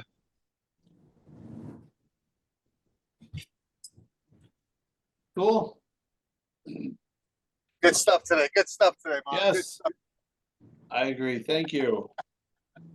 Cool. I think we can go ahead and wrap it up. I mean, it's been quite a bit here.